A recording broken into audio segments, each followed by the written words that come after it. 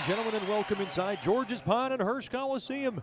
I'm Chet Yoder alongside the new man who will be taking over after tonight's broadcast. It'll be Zach Grant, our newest Mudbugs broadcaster, as we're live here from George's Pond and Hirsch Coliseum as the Mudbugs conclude this two-game series against the Oklahoma Warriors. Zach, so glad to have you on the broadcast. We had to get through some of the kinks, some of the technical difficulties, but we were able to tackle through it, and we're ready to have a dual-man broadcast, first time in a long time. Of course, yeah, glad to be here. Excited to get to work here in Shreveport. Can't have a broadcast without tech issues, so right. But we got them figured out, and we'll get it rolling here tonight. Right, and now looking aboard to last night's game, boy, a 3-0 win for the Bugs, a shutout from Hodges. Gerhard has a big game, and then Jason Simons gets one as well. Talk about what stuck out for you and what you liked most from what you saw last night. Absolutely. Well, Grayson Gerhard, I had 14 points in Corpus Christi before coming over to the Bugs. He had been a playmaker on the ice, but hadn't gotten really on the scoreboard at all, so that was a big 2-goal game for him last night. Really gave the Mudbugs a spark. And a look into the South Division standings, it's been tightly contested now. You have Lone Star in first place at 44 points, the Ice Wolves in 39 points, then the Rhinos are in third at 34 points. Oklahoma right there at 32 points. They're neck to neck with the Mudbugs. The Oklahoma Warriors have 2 more wins than the Mudbugs, but both teams at 32 points. Odessa's right there at 6th place at 31 points. Then you have Corpus in 7th place at 29 points, and Amarillo in last place at 27 points. When you look at a game like tonight, you're probably going to expect a little bit of a different kind of feel, from what Oklahoma's going to, respond with. They were shut out last night, so they're going to come out pretty hungry tonight, aren't they? Absolutely, and as we talked with Smitty in the pregame interview, which we'll hear in a moment, they're a run-and-gun team, and that's, exactly what we saw last night, and I can only expect more of the same. Okay, and we'll take a quick break as we move on here in the Landers Dodge Jeep Chrysler Ram and Fiat pregame show. That's Zach Grant, and I'm Chet Yoder, and this is Shreveport Mudbugs Hockey. As a business owner, you know it's important to stay ahead of your competition to succeed. One dishonest employee providing poor customer service can send your business to the penalty box. DeFata & Associates has over 20 years of investigative experience that can help you monitor your employees and investigate losses that may be keeping you from reaching your goals. Whether you need GPS tracking, investigative shopping, integrity testing, or you're experiencing losses caused by theft, DeFata & Associates can help. Give them a call at 318-635-9944 or check out their website at defatapi.com for more information.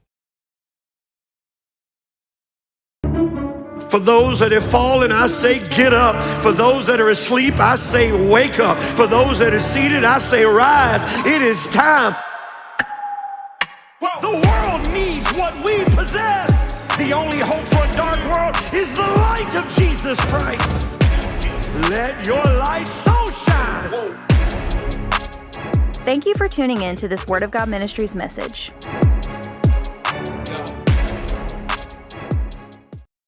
Sterling Dental Center is a proud partner of the Shreveport Mudbugs. I'm Dr. Emil Janu, and my experienced staff and I will handle all your dental needs, from routine cleanings, x-rays, cavities, toothaches, and more, with the best and safest treatment out there. We are a family here at Sterling Dental Center, and we treat our patients like family. We welcome many forms of insurance. Come get your next dental appointment at Sterling Dental Center in Shreveport by calling 318-688-1040 or logging on to sterlingdentalshreveport.com. All right, it's time now for our coaches' conversation tonight in the Landers Dodge Jeep Chrysler Ram and Fiat pregame show. The Bugs close out the season series tonight with the Oklahoma Warriors. I'm Zach Grant, joined now by Bugs assistant coach Brett Smith. Now, Coach, your Christmas wish came true last night. Yeah, it definitely did. I caught Chad a little off guard with saying that was my best Christmas present even before it happened, but it was well-deserved. The boys played hard all night, and it was a good victory overall. Now, looking back at the season series with Oklahoma, something crazy has always happened when we see the Warriors on the calendar. Last night was no exception. Good foot race back and forth all game and plenty of chances for both sides. Yeah, we've had some good battles with them. It's kind of been a little bit of a rivalry. The 2 weekend series that we played there were kind of back and forth. I think one of the games we were down 3-4-0. We came back and won, in the last split second. So they've got a good, solid squad, and we've got to be ready to compete tonight to keep the trend going. Now, we've been talking all week about needing a breakout game. We got 3 goals last night. Gerhard had a pair. Hodges, another great start in net. What was clicking for the guys last night? I just thought we played pretty connected overall. We had a good effort by everybody. You know, some nights we have 1, 2, 3 guys go on. I felt last night, for the most part, the team was going. We were boxing guys out, letting Hodges see the puck, and making plays that we want to make, being connected, getting the puck deep, finishing hits, winning races, and a couple nice goals too. Absolutely. Now, speaking of Tyler Hodges, that was his 3rd shutout so far this year. What does that kind of consistency translate into out there? Well, I mean, definitely some confidence for him, and I know the boys are gaining confidence every day. And when you've got a confident goaltender behind you, I think you can play a little looser and maybe try some different things. Not that you want to get crazy, but we want to play aggressive, play hard-nosed. But for Hodgie, he's very positionally sound.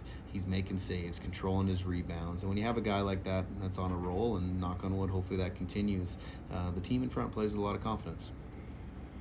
Absolutely. Now, you mentioned yesterday Oklahoma has that run and gun style. We saw that quite a bit last night, generating some nice grade A chances for him. What did that teach you heading into tonight's final matchup of the year? Yeah, you know, we've seen it enough now. I mean, they are very, very dangerous, and they can score goals at will. So we just need to eliminate basically every turnover, and we all know that's impossible. Those things are going to happen. But as long as we're supporting each other, we have guys back, and trying to eliminate those turnovers around the blue line, not forcing pucks to the middle of the ice in their end, all those little things that we harp on the guys left, right, and center. If we can keep that away from them and limit those chances, I have a good feeling about the game. And we kind of touched on it a little bit yesterday, but Carter being back now, kind of what does he bring that you kind of missed while he was out? Yeah, man, that boy brings a lot of energy. If you watch that game film back, he had a ton of good forechecks. His legs are always moving. He's causing a little bit of ruckus. But one thing I noticed, and I'm sure I saw it earlier in the year when he was here, but his voice on the bench is a calming presence, and he's talking to the boys and keeping them in line, and just a good guy to have, obviously, on the ice, but on the bench is a good teammate, too. Now, a new era began in Shreveport last night, the debut of those new purple and teal sweaters there. They look great. It's a blending of sorts between Mudbugs of old and, of course, the Mudbugs of the current and hopefully future generations as well. Does those take you back to your playing days at all? Yeah, I love those jerseys. I wish we could wear them every single night. Not that I don't like the red and white or the black and red ones, but yeah, that's what I know of Mudbugs hockey, and they're pretty sweet, so I'm happy to see them again tonight. Absolutely. Brought some great mojo in that first appearance this year. Oh, they sure did. Let's keep it rolling. All right, thanks, Coach. Appreciate your time. Good luck tonight. Thank you. We'll step aside. More to come on the Landers Dodge Jeep Chrysler Ram and Fiat pregame show. This is Shreveport Mudbugs hockey. Hey, this is Chet Yoder, voice of the Mudbugs. DeFada and Associates Investigative and Risk Analysis Services has been conducting professional private investigations for over 20 years. They offer a full range of services to both individuals and businesses. Whether you need an investigator for a personal matter like a child custody case or you suspect an internal theft problem with your business, DeFada and Associates has the experience, training, and knowledge to get you the information you need. Call Jerry today at 318-635-9944 to talk about your case or visit them online at defadapi.com.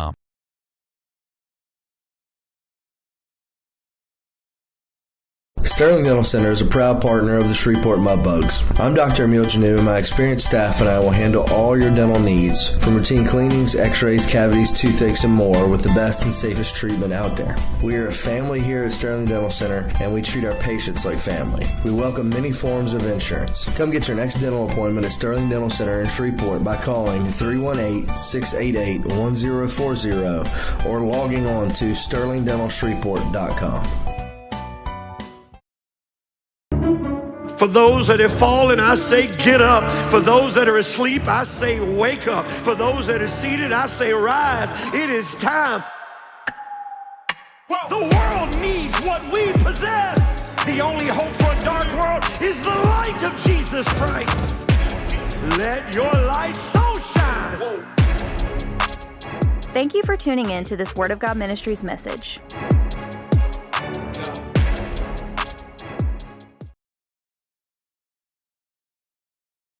Welcome back into George's Pond and Hearst Coliseum. It's now time for the Whataburger starting lineups. First, for the Oklahoma Warriors, Whataburger, just like you like it.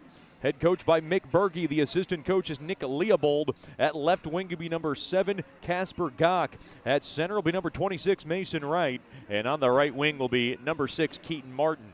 Defensively for the Warriors, it'll be number 21, John Kelly, and number 2, Joseph Luger. Making the start in nets will be number 1, Billy Stusky. For the Mudbugs, head coach by Jason Soupy Campbell in his 8th season as the bench boss. The assistant coach is Brett Smith. The honorary assistant is Chris Lane. And the goaltending coach is Rich Perron. At left wing will be number 37, Jason Simons. At center will be number 32, Vinny DeLulio. And on the right wing will be number 24, William Alexis Tremblay. Defensively for the Bugs, it'll be number 2, Mitchell Reed, and number 3, Evan Adams. And making the start in nets will be number 31, Tyler Hodges. And Zach, boy, they've been going to Hodges quite a bit this year, and seems like he's just kind of ran away with that number 1 goalie label. Yeah, he's been solid in net all season. You know, he's coming in with a .912 save percentage. He's been solid. He's got that was his 3rd shutout last night, and he's had a handful of 1-goal appearances as well. So he's been great between the pipes. Smitty really praised him in pregame, talking about how it just makes everything else easier for the guys on the ice.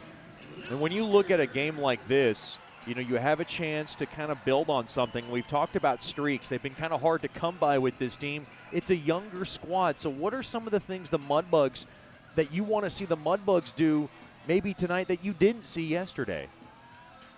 Yeah, I think, you know, they just got to stay a little more connected. Smitty talked a lot about that as well. You know, they played much better last night. I mean, I've only seen 3 games this year as opposed to everything you've seen, but that was by far the best game they played as a unit so far that I've seen.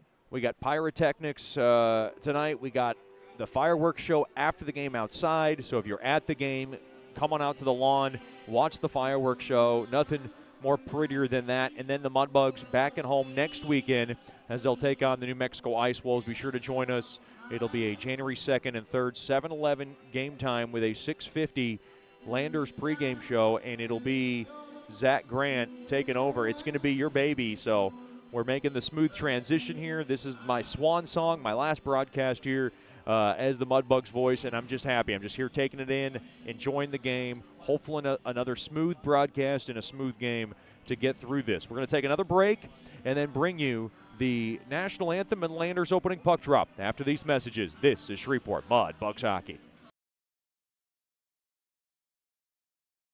Sterling Dental Center is a proud partner of the Shreveport Mudbugs. I'm Dr. Emil Janu, and my experienced staff and I will handle all your dental needs, from routine cleanings, x-rays, cavities, toothaches, and more, with the best and safest treatment out there. We are a family here at Sterling Dental Center, and we treat our patients like family. We welcome many forms of insurance. Come get your next dental appointment at Sterling Dental Center in Shreveport by calling 318-688-1040 or logging on to sterlingdentalshreveport.com.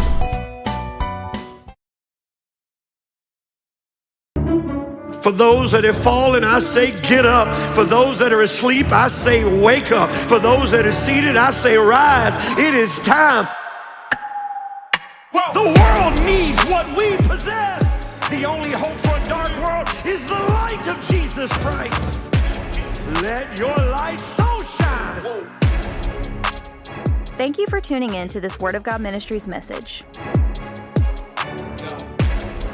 As a business owner, you know it's important to stay ahead of your competition to succeed. One dishonest employee providing poor customer service can send your business to the penalty box. DeFata and Associates has over 20 years of investigative experience that can help you monitor your employees and investigate losses that may be keeping you from reaching your goals. Whether you need GPS tracking, investigative shopping, integrity testing, or you're experiencing losses caused by theft, DeFata and Associates can help. Give them a call at 318-635-9944 or check out their website at defatapi.com for more information.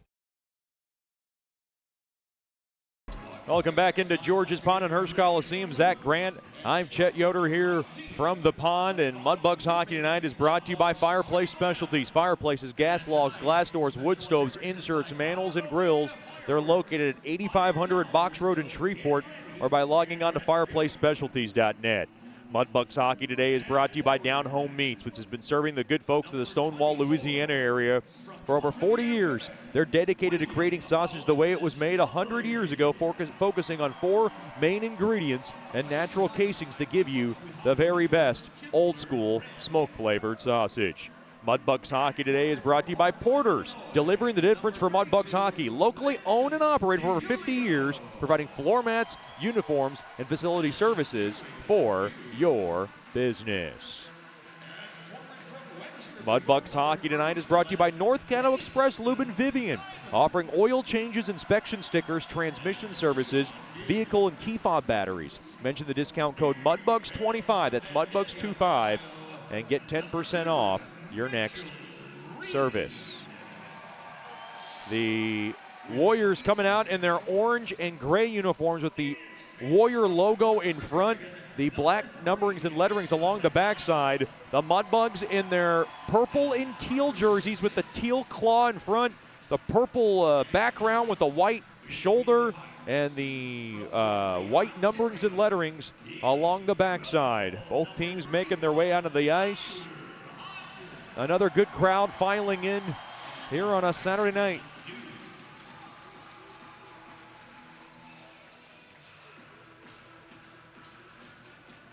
Now we ask you, please rise wherever you may be for tonight's national anthem.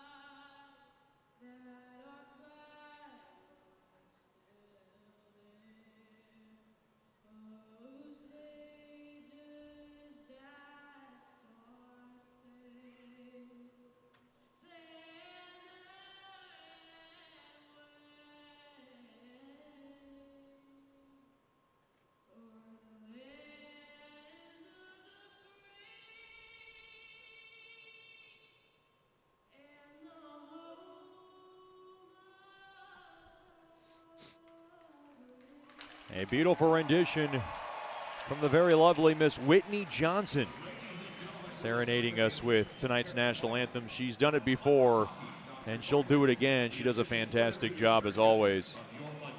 As we're ready to get this baby underway here, Zach. Good crowd filing in here once again on a Saturday night,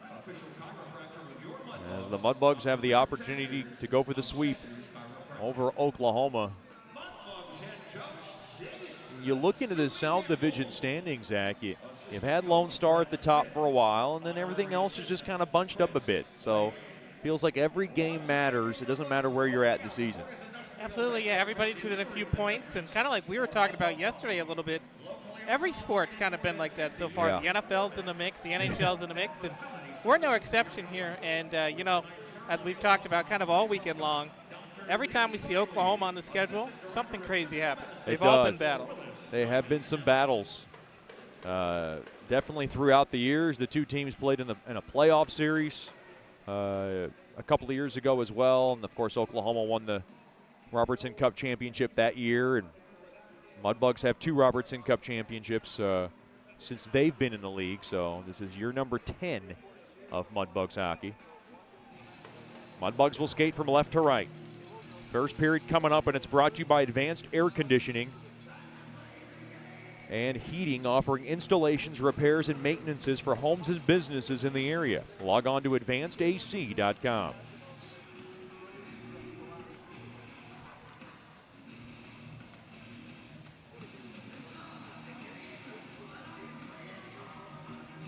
It'll be Vinny DeLulio and Mason Wright at center ice.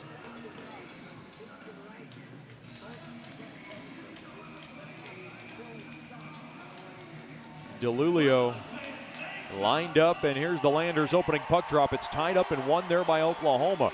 Luger's got it. He ties it up along that far half boards. Now the puck skitters into the Oklahoma zone. Taken there by Kelly, and he'll punch it back out to center. 2-on-2. Here comes Oklahoma. A quick wrister from the far side there by Keaton Martin goes wide of the Bugs net. Now along to the near side, that's Tremblay, who hit a couple of posts last night. He'll go to the far side there to Reed. Reed's got it now. Good forecheck here by Martin. He pushes a couple of bodies in front. Now play to the near side. Carry back out there by DeLulio. Right side. He'll work it in. And now to the right point. Grabbed there by Adams. And now taken away there by Kelly. And he'll just go ahead and snap it back out to center. DeLulio's got it, and he'll just go ahead and drive it back in. Now into the far corner, wholesale line change for Coach Soupy. Along to the far side, that's Sorensen. Sorensen's got it. He'll park it in front of his net, give it to Kelly, and Kelly now will lead it up off the stick onto the stick of Gallner. Gallner's got it lined up with Knutson and Sorensen, worked in deep far corner. Now grabbed there by Polonier. Pusateri throws it through the middle up off the stick of Earhart. Now off the stick, and Polonier will let it go there for Pusateri to grab. He'll whirl it around the near side boards, held in there by Sorensen. Shot there from Bertrand from the left point, got blocked in front. Mudbugs trying to battle for it. Oklahoma holds his own. Shot there by Sorensen, and it is covered up there by Hodges. Good pace to this one early. Yeah, it's a good opening minute and a half or so for the Bugs. Oklahoma's gotten some decent pressure over the line, but they haven't really had any good scoring chances thus far. And, you know, we kind of mentioned it might look a little bit different tonight. Oklahoma was a little more hesitant than they were last night to kind of go on the attack. 1:23 into this contest. Face off, tied up. Into the near side, that's Roberts. Up along to the left side and spun in there by Gerhard. Into the near corner it goes. Sable will slap it around the far side boards, held in there by Case. Case rips one toward the net. Stick save made there by Stusky. In front now. Mudbugs trying to hold his own. They will. Case will pinch it in along that far half wall. Now played far circle. Shot toward the net. Save made. Rebound chance. Save made there by Stusky. Gerhard sends one in front. Taken there by Burnt now along to the far corner. He battles for it.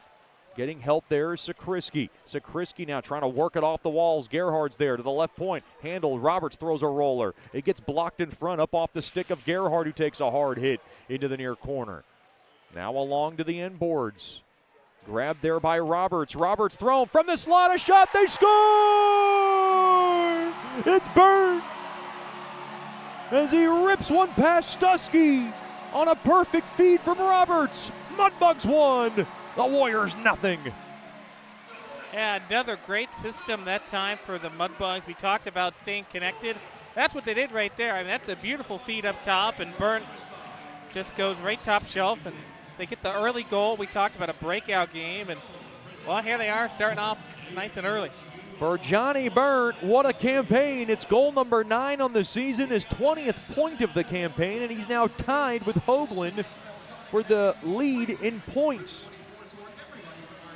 He's also tied for the team lead in goals. What a season so far for Burnt, as he's able to snap one past Stusky. Time of the goal, 2:13 of the opening period.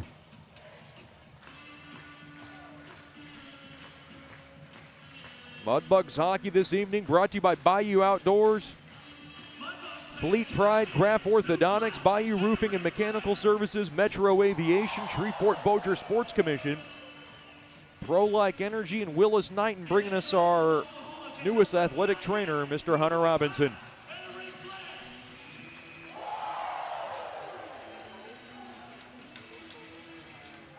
Reiner to take the draw at center ice. Tied up one there by Oklahoma. Blown it up there. Here's Wolf Tolby coming in, a backhander. Stick save made there by Stusky. Along the end boards. Trying to send one in front there is Greiner. Now along the far side. Roberts and Gerhard get the assists on Bernts, 9th of the season. Into the near corner. Thrown across. Looking for the tip drill. That was Parent. To the right point now, settled down. To the left point now, over to Gagno. Gagno, a roller toward the net, tipped on. Stick save made there by Hodges. Along the far corner, grabbed there by Reed. Reed now will just lug it back out to center, gets spun around. In front of the Mudbugs bench, we got a whistle. And we got a penalty coming up, Zach.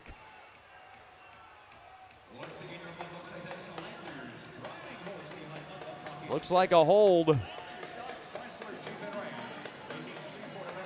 And it's one of the Warriors' leaders, Dominic Kish, who's going in.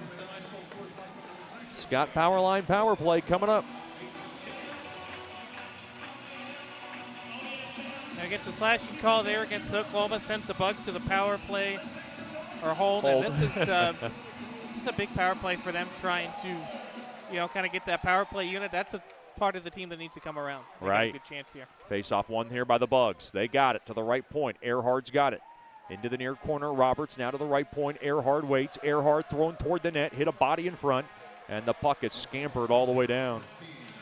That is a good job there by Wright. All the way down. Bernts got it behind his own cage. Now Burnt will work it up the ice. He'll drift it on back there to Hoagland. Hoagland now to the far side there to Earhard. He'll lead it there for Roberts. Roberts now spins it around into the far corner. He gets thrown down. And now Earhard there try to help. And now, nope, taken away there by Ewinski. Ewinski's going to lug it up the ice now. Oklahoma's got some numbers. Oklahoma coming in. That's Ewinski into the far corner. Slapped toward the net. It gets blocked. And now taken there by Roberts. Roberts. And the Bugs want to go back the other way. Cross-ice feed there to Earhard. Back to Roberts. And it was broken up there by Kelly. Into the near corner it goes. 1-0 lead for Bugs hockey. 4 minutes gone by. Uh-oh. Blown tire. 2-on-1. Here comes Oklahoma. Kelly's got it. Kelly a backhander. He scores.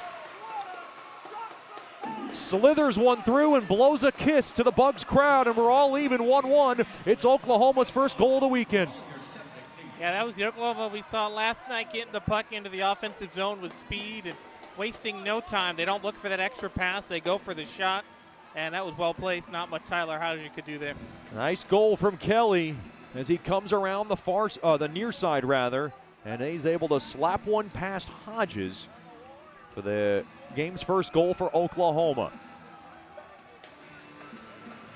And for John Kelly, that's goal number 2 on the season.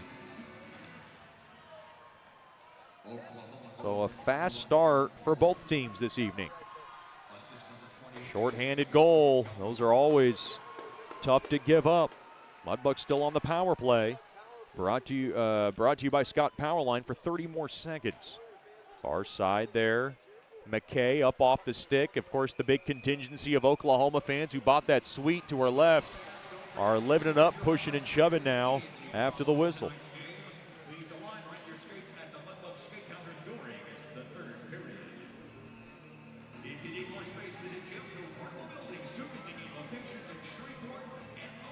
.427 gone by here in the advanced air conditioning opening period.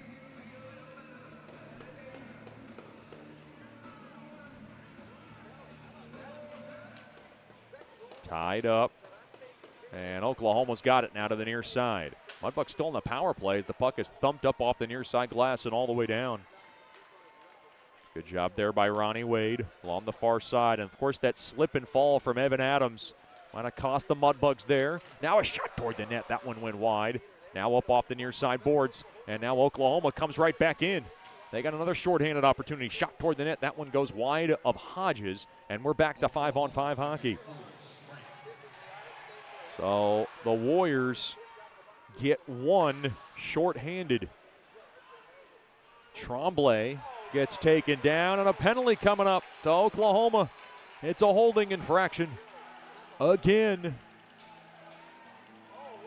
Tremblay draws the call, and Bertrand's going in this time, Zach. Holding seems pretty popular thus far, but no, second power play for the Bugs. Gave up the shorthanded goal in their first one. They need something to get the power play unit sparked. It's like a football game, Zach. Sometimes you're just holding every play. That's 20 yards right there already. I always think in football you're holding every play. Absolutely. It's just a matter of how obvious it is. Absolutely. Yeah. Far half wall pass broken up, and a backhander goes all the way down. Oklahoma was good on the PK last timeout, getting the shorthanded tally. Now Hoagland to Burnt. Burnt now through the middle.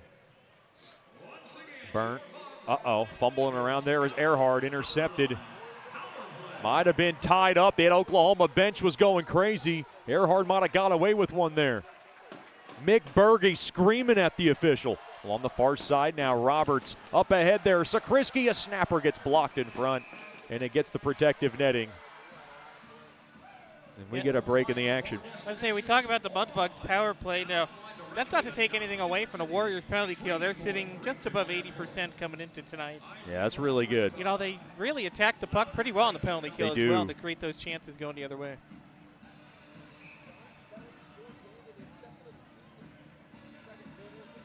Face off to the right of Susky. Face off won there by the Bugs. To the left point, Gerhard. Gerhard's got it. Now dribbled in down low there to Sakrisky. Back to Gerhard. Now back to Sakrisky. Couldn't handle it cleanly. Now Kelly's got it. Kelly to the far side, and the puck is just flunked. And now flanked and now taken there by Oklahoma along the left side, and they'll just caress it in deep. That's Luger. Slowed down there by Hodges. Fumbling around. Oh, no. Up off the pads. That one almost banked in. Oh, geez. That was scary, Zach. Along the far side. Up off the stick of McKay. Taken there by Semengo. Now Gerhard. Oh, no. Looked like there was a hurt Bug. Slow to get up there was Sakrisky. Now played to the point. Gerhard over to Adams, right point. Now down low it goes to Tremblay. Now Adams across. Gerhard now far corner. Up through the middle. Turnaround shot there by McKay looking for one. And it is smothered up there by Stusky. Boy, a little bit of a dangerous sequence there for Hodges. Kind of had to scramble to get back into his own net and almost kind of inadvertently banked it in. We've seen those goals. They're ugly. Absolutely. You know, that end is cursed or something, I think. I think that's what it is.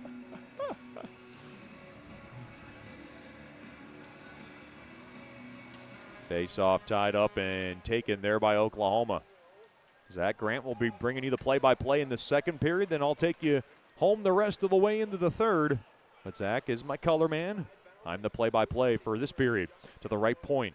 Grabbed there by Sakrisky. Sakrisky worked in deep along the end boards. He spins it around now near half wall. Earhart to Burnt. Shot blocked in front. And the puck is fluttered all the way down. So the Mudbugs 0 for 2 on the man advantage. Back to 5-on-5 hockey. 1-1 contest. 12:40 to go here in the opening period. Burnt through the middle. Up around the far side, up off the stick. Wolf Talby to Griner. Thrown through the middle and taken away there by Oklahoma. Now taken. Here comes Parent. And it's stolen away. Good stick there by Pusateri. Held in there by Kish as he kisses one toward the net. Save made there by Hodges. And now Wolf Dalby for Griner. Griner through the middle. He'll gain the blue line. Up off the stick. Wolf Dalby turns it into the near corner. Grabbed there by Parent. Along to the far side. Oklahoma's got it. Two-line pass up off the stick of right. It's skitters on net. And it'll be covered up there by Hodges. We're down to 12:01 remaining here in the opening period. It is the Bugs 1 and the Warriors 1.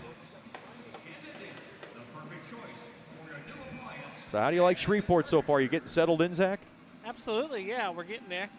Slowly but surely meeting everybody. And yeah, Zach's It's been a lot of fun being at practice this week and getting to know everybody's Good. little, personality quirks. And it's been a good time. Save made there by Hodges on a rocket shot there by Sable. Now played back out to center. DeLulio works it in deep. Too far there for Simons to grab. Simons had a goal last night. Into the near corner it goes. Now taken back out to center. Adams' pass behind DeLulio. Taken there by Simons. He'll wrist it on back there to Adams. Up off the stick and now taken. Here comes Simons. Simons coming through the seam. Throws it toward the net. Leads it in. Save made there by Stusky. Good individual effort. And we got a break in the action. 11:27 to go here in the opening period. It's the Bugs 1 and the Warriors 1. You're listening to Shreveport Mudbugs Hockey. As a business owner, you know it's important to stay ahead of your competition to succeed. One dishonest.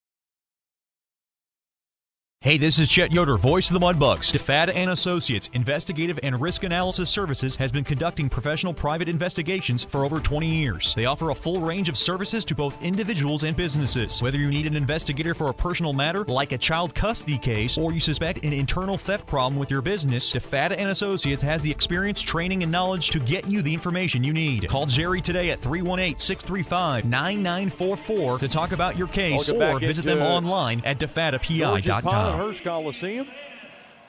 Zach Grant alongside. I'm Chet Yoder coming to you live from George's Pond at Hearst Coliseum. We got dancing going on here.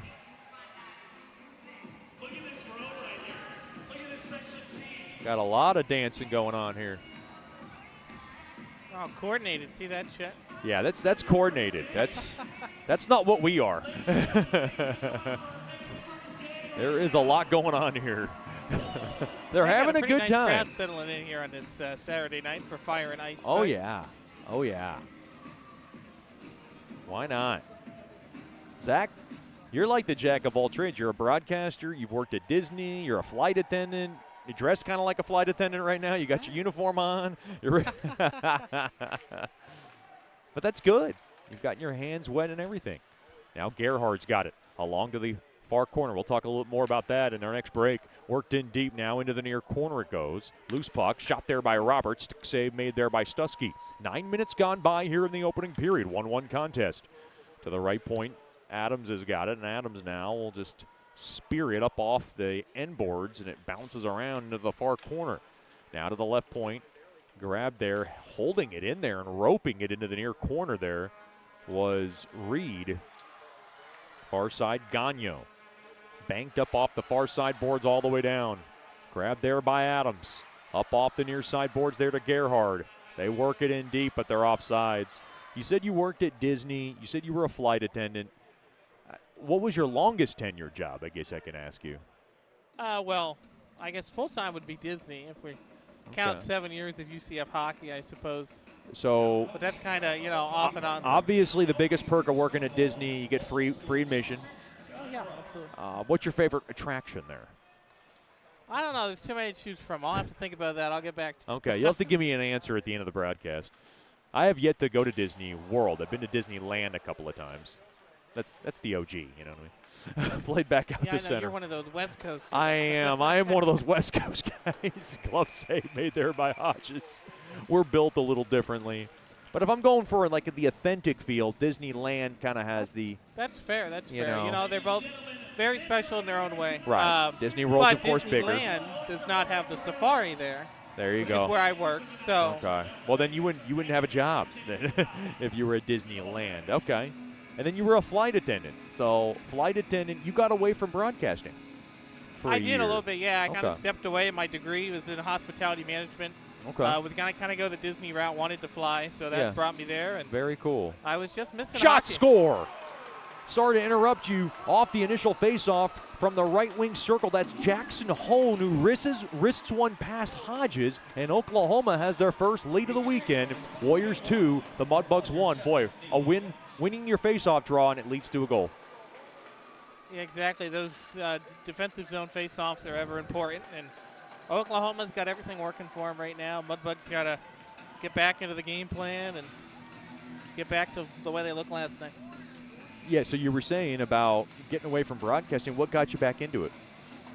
Got back into it. Well, I kind of found that on all my layovers, flying, I would find sporting events. And I'm like, you know what? I need to go back to it. And then when this opportunity popped up. Great. I could not pass it after talking to Scott Musket, and here we are. Good. I'm glad. We're glad to have you on board. Now through the middle. That's Kish. Dropped off. Back to Kish. Kish, a backhander, goes wide of Hodges. Now behind the Mudbugs net. Taken there by Sable. Sable's got it to the left, near half wall. There to Kish. Kish toward the net, and it's smothered up there by Hodges, and he will cover it up for a break in the action. Oklahoma 2, Shreveport 1, with 9:40 to go here in the opening period.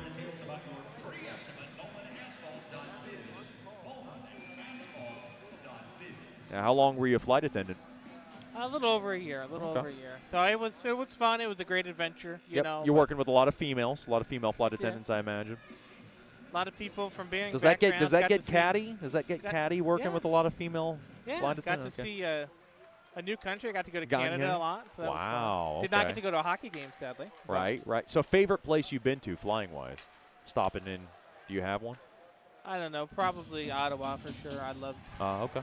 Loved overnighting there. It was right downtown. It was perfect. Intercepted there by Sakrisky. Throws one in front. And now taken there. Reed banks it into the far corner. Gerhardt shot. Tough angle. And now top of the near circle shot there by Adams gets blocked.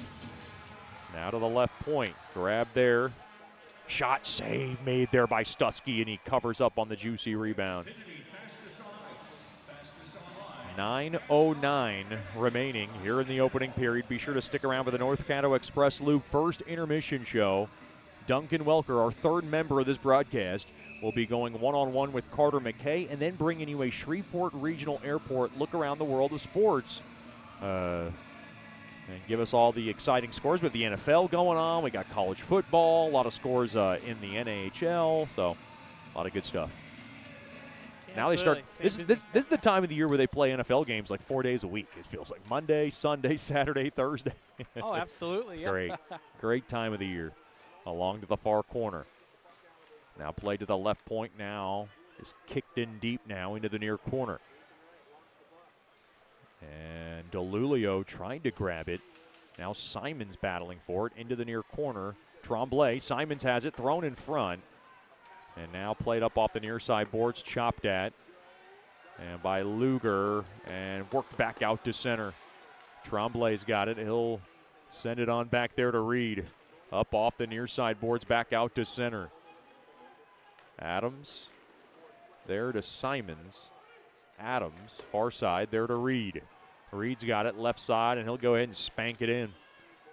8:15 to go here in the opening period. I'm Chet Yoder alongside Zach Grant in a 2-1 contest in favor of Oklahoma. Hone and Kelly with the goals for Oklahoma. Burnt with the lone goal for the Bugs so far. Now off the back heel of Earhard. Now kicked around. Good hard check there by Bertrand. Into the far corner. Earhard's got it. Earhard now works it in. High slot shot. That one goes wide. Now along the end boards, Earhard battling for it. And taken there by Gallner. Far side to Sorensen. Pass too far there for Gallner to grab. Oh no, Pusateri misplayed it a bit, but Gallner is offsides anyways. You know, we're seeing the speed we saw yesterday, but we're seeing a level of physicality out there that we didn't quite see yesterday. It was kind of a rather calm game. We've had a few scrums in the corner and a couple of big hits at center as well. 7:32 to go here in the opening period. Face-off won there by the Bugs. Played up off the near side boards. And now worked through the middle there to McKay. McKay now to the far side.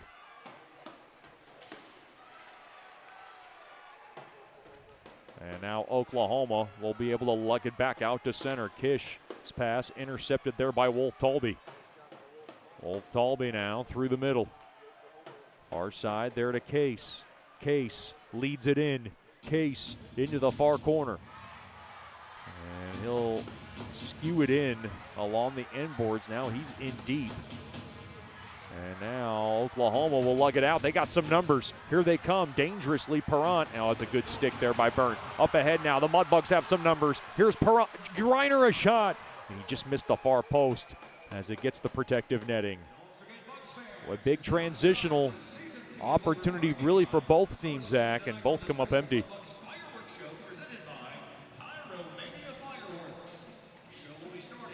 You a fireworks guy? Absolutely. Yeah, well, we're going to have some. We'll see how the logistics of that go. But Now, we've done it before. It went off without a hitch. Don't doubt us. super excited. Yeah.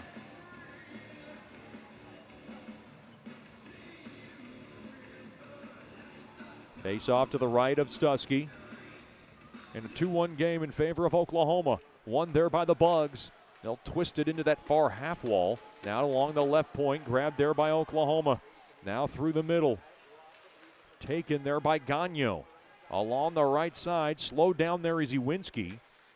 And now along the end boards, grabbed there by Sakriski. He'll nudge it across. And now along to the far side, Reed. Up off the stick of Gerhard through the middle. His pass broken up. He'll take it back. Go to the far side there to Reed. Reed now up off the back of Gerhard as the puck is spilled back into the Bug zone, but that's an offside, or rather icing on Oklahoma. Your icings tonight brought to you by Louder Baking Company. Zach, did you know that Louder Baking Company has goodies here at George's Pond every home game? Yeah, absolutely. Yeah, they got cookies, brownies, snickerdoodles, good coffee, hot chocolate. You can't beat that. Want to remind our Mudbugs fans that Mudbugs Hockey Tonight is brought to you by Johnny's Pizza House. Let's share a slice of the best pizza in town. You can get Johnny's Pizza right here every home game, so that's always good. 6:01 to go here in the opening period. Face-off tied up and taken there by Oklahoma. They have it far side, 3-on-2. Worked in, and they come in off sides. That was Ronnie Wade who came in from the far side. And we get another break in the action.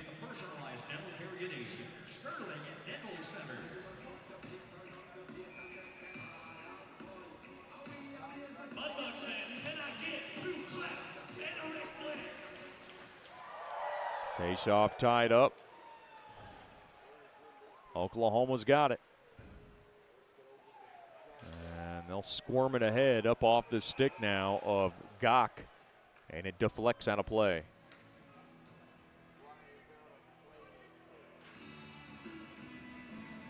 .5:44 to go here in the opening period. Oklahoma 2, Shreveport 1.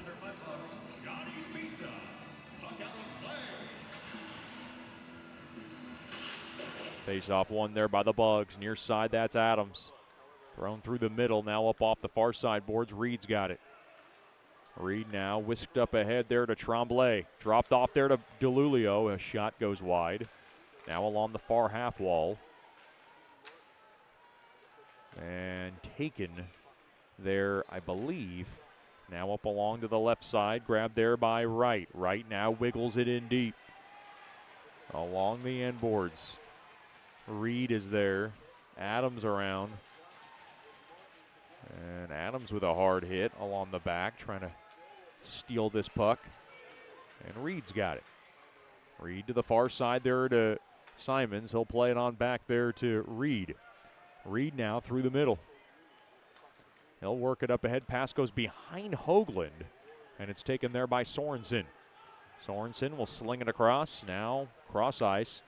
Along the far side, held up a little bit. Mick Berge was screaming for a call. Gallner got held on to. Little contact there. Along the far corner now to the right point. Settled down now to the left point. Bertrand a shot. And a nice save made there by Hodges. Oklahoma a little upset. They might have saw a little contact along that far side, Zach. Yeah, just a little bit. He ripped him off. Might have held on to him a little bit.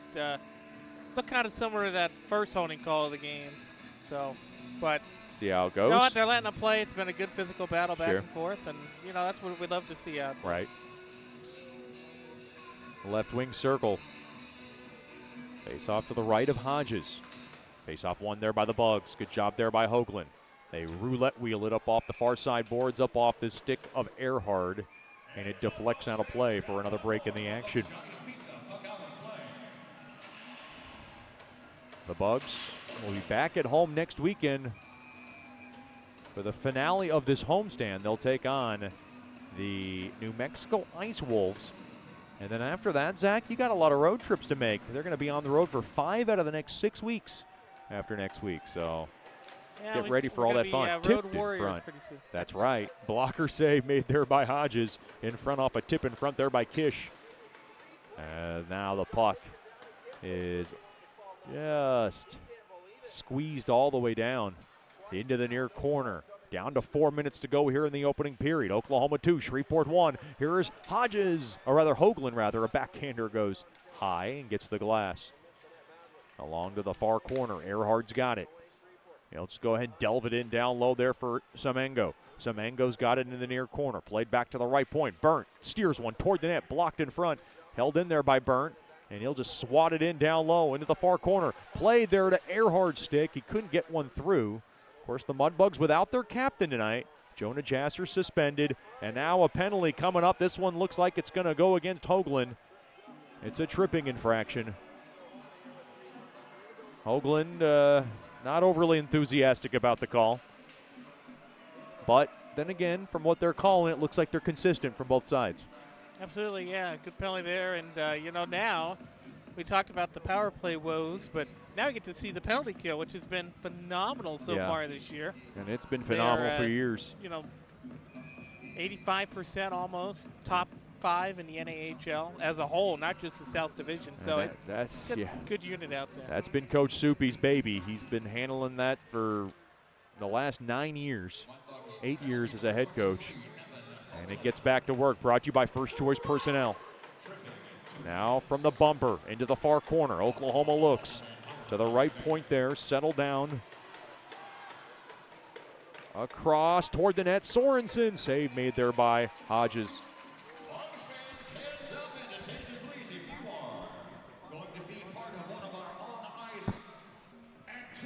3:13 remaining here in the opening period. Be sure to join us for our North Caddo Express Loop first intermission show.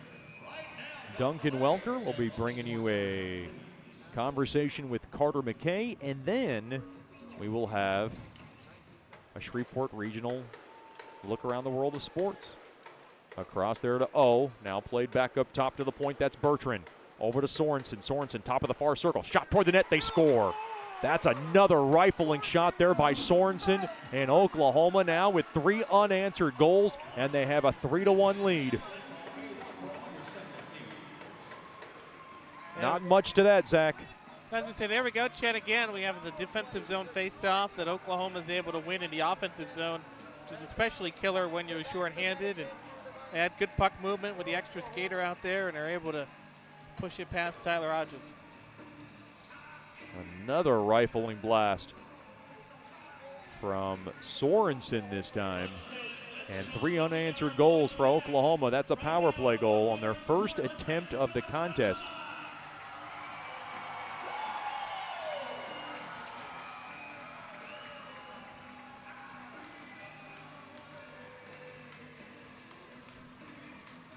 Face-off tied up, one there by Oklahoma. Kelly's got it. He'll scamper back along to the left side. He'll try to thread it through. It got blocked there by Roberts. Up off the far side boards. Goes too far there for Martin. Played up around to the far side. Oh, Stusky kind of fumbled it around a little bit. Now into the near corner. So a 2-goal lead after Sorensen scores from Bertrand and Denny O on the power play. Comes at 16:58 of the opening period.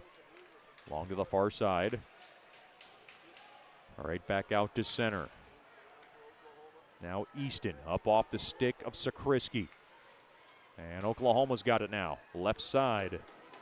And taken. Bertrand pumps one toward the net. Stick save made there by Hodges. It was contested a bit.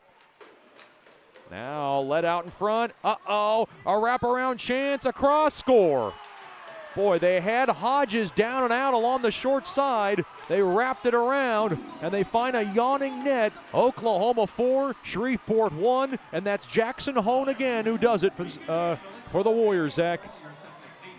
Yeah, he's been big tonight for Oklahoma. He's only game number 6 for him this year. He only had a goal coming in. He's doubled that total. So it's a turnovers. Smitty talked about it with you a little bit yesterday, with me a little bit today. Those turnovers have killed the Bugs, and again, there's not much a goalie can do when it's given away with a beautiful chance right in front like that. Right. Boy, a big, big period for Oklahoma, and they are up now 4-1 in this contest. Took an ever slight look at Ethan Phillips, the backup netminder this evening. There was no movement there, so puck is gashed back into Oklahoma. The Mudbugs scored the first goal, and then 4 unanswered for Oklahoma. Across, along to the left side. Punching it in there is right. There's plenty of time in this game, but oh no, Oklahoma sniffing blood. Shot toward the net. Left pad save made there by Hodges. Another shot toward the net. Save made there by Hodges. And now Earhart leads it up ahead off the stick of Hoagland. Into the near corner. Grabbed there by 80 seconds to go here in the opening period. The Warriors 4, the Mudbugs 1. Along to the left side, worked in deep. Backhander toward the net. That one went through the goal mouth. And Earhart will lead it back out to center. And the puck is fluttered back in by Gagnon.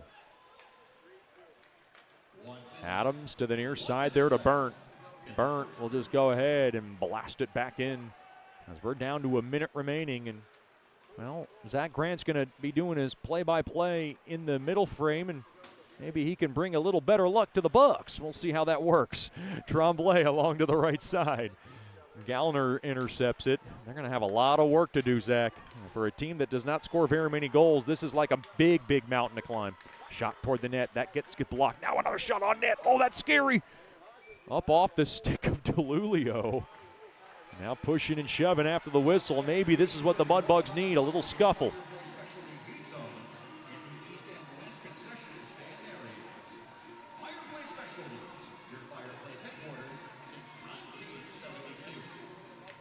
The heads-up play for Vinny on that one right there, getting it to Hodges so he can cover.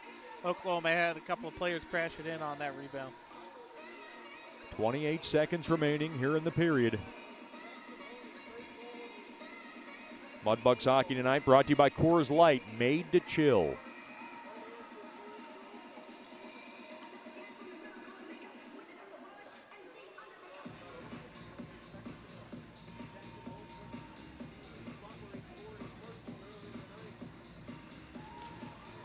Face-off tied up and taken there by the Bugs.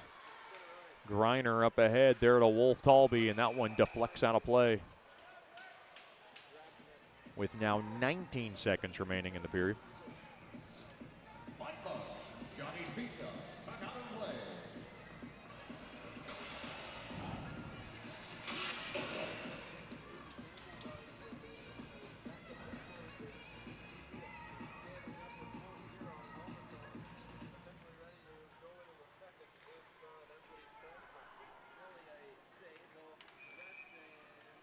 I'm hearing some people are having tough time hearing you, so I'm going to turn you up a little bit. I think you'll be all right, Zach.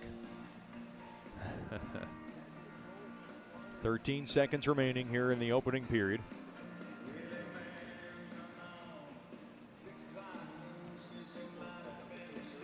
Face-off one there by Oklahoma. They have it intercepted. Mudbugs looking for one late. They have time. Griner over the top of the near circle. Adams, a shot. Hit the post, and then it rolls around the far side. That hits something in front. That took a weird bounce and then covered up there by Stusky with 3.1 seconds remaining. Yeah, the Bucks are doing great. I like how they're being decisive, going after the net. It's hard to believe. Last night, I think shots were 24, 21, something around there. Yep. And it's crazy to think that's all we had with all the chances both teams have had, but they're being aggressive, attacking the net, and you know you can't score if you don't shoot. So yeah, it was actually 35-21 shots, but didn't feel like we hit 35 shots, but we did last night. That's kind of crazy. But they only got 21, and now they're going to kind of eclipse that mark if they keep going like this. Face-off one there by Oklahoma. They'll work it in along the end boards, and that'll do it for the period. 4 unanswered goals after Burnt scores. Oklahoma gets goals from Kelly, Hone, Sorensen, then Hone again. And we ask you please join us for the North Caddo Express Lube first intermission show. It is the Mudbugs trailing this one. Oklahoma 4, Shreveport 1. This is Shreveport Mudbugs hockey. For those that have fallen, I say get up. For those that are asleep, I say wake up. For those that are seated, I say rise. It is time. The world needs what we possess. The only hope for a dark world is the light of Jesus Christ. Let your light so shine. Thank you for tuning in to this Word of God Ministries message.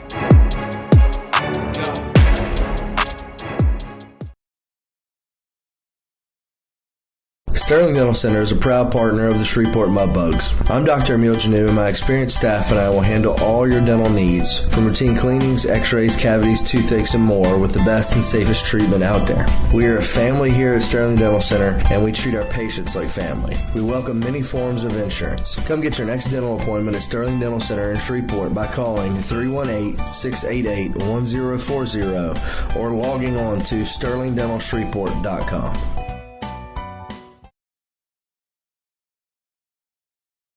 As a business owner, you know it's important to stay ahead of your competition to succeed. One dishonest employee providing poor customer service can send your business to the penalty box. DeFata and Associates has over 20 years of investigative experience that can help you monitor your employees and investigate losses that may be keeping you from reaching your goals. Whether you need GPS tracking, investigative shopping, integrity testing, or you're experiencing losses caused by theft, DeFata and Associates can help. Give them a call at 318-635-9944 or check out their website at defatapi.com for more information. Welcome back into the North Caddo Express Lube first intermission show, powered by our friends at North Caddo Express Lube in Vivian.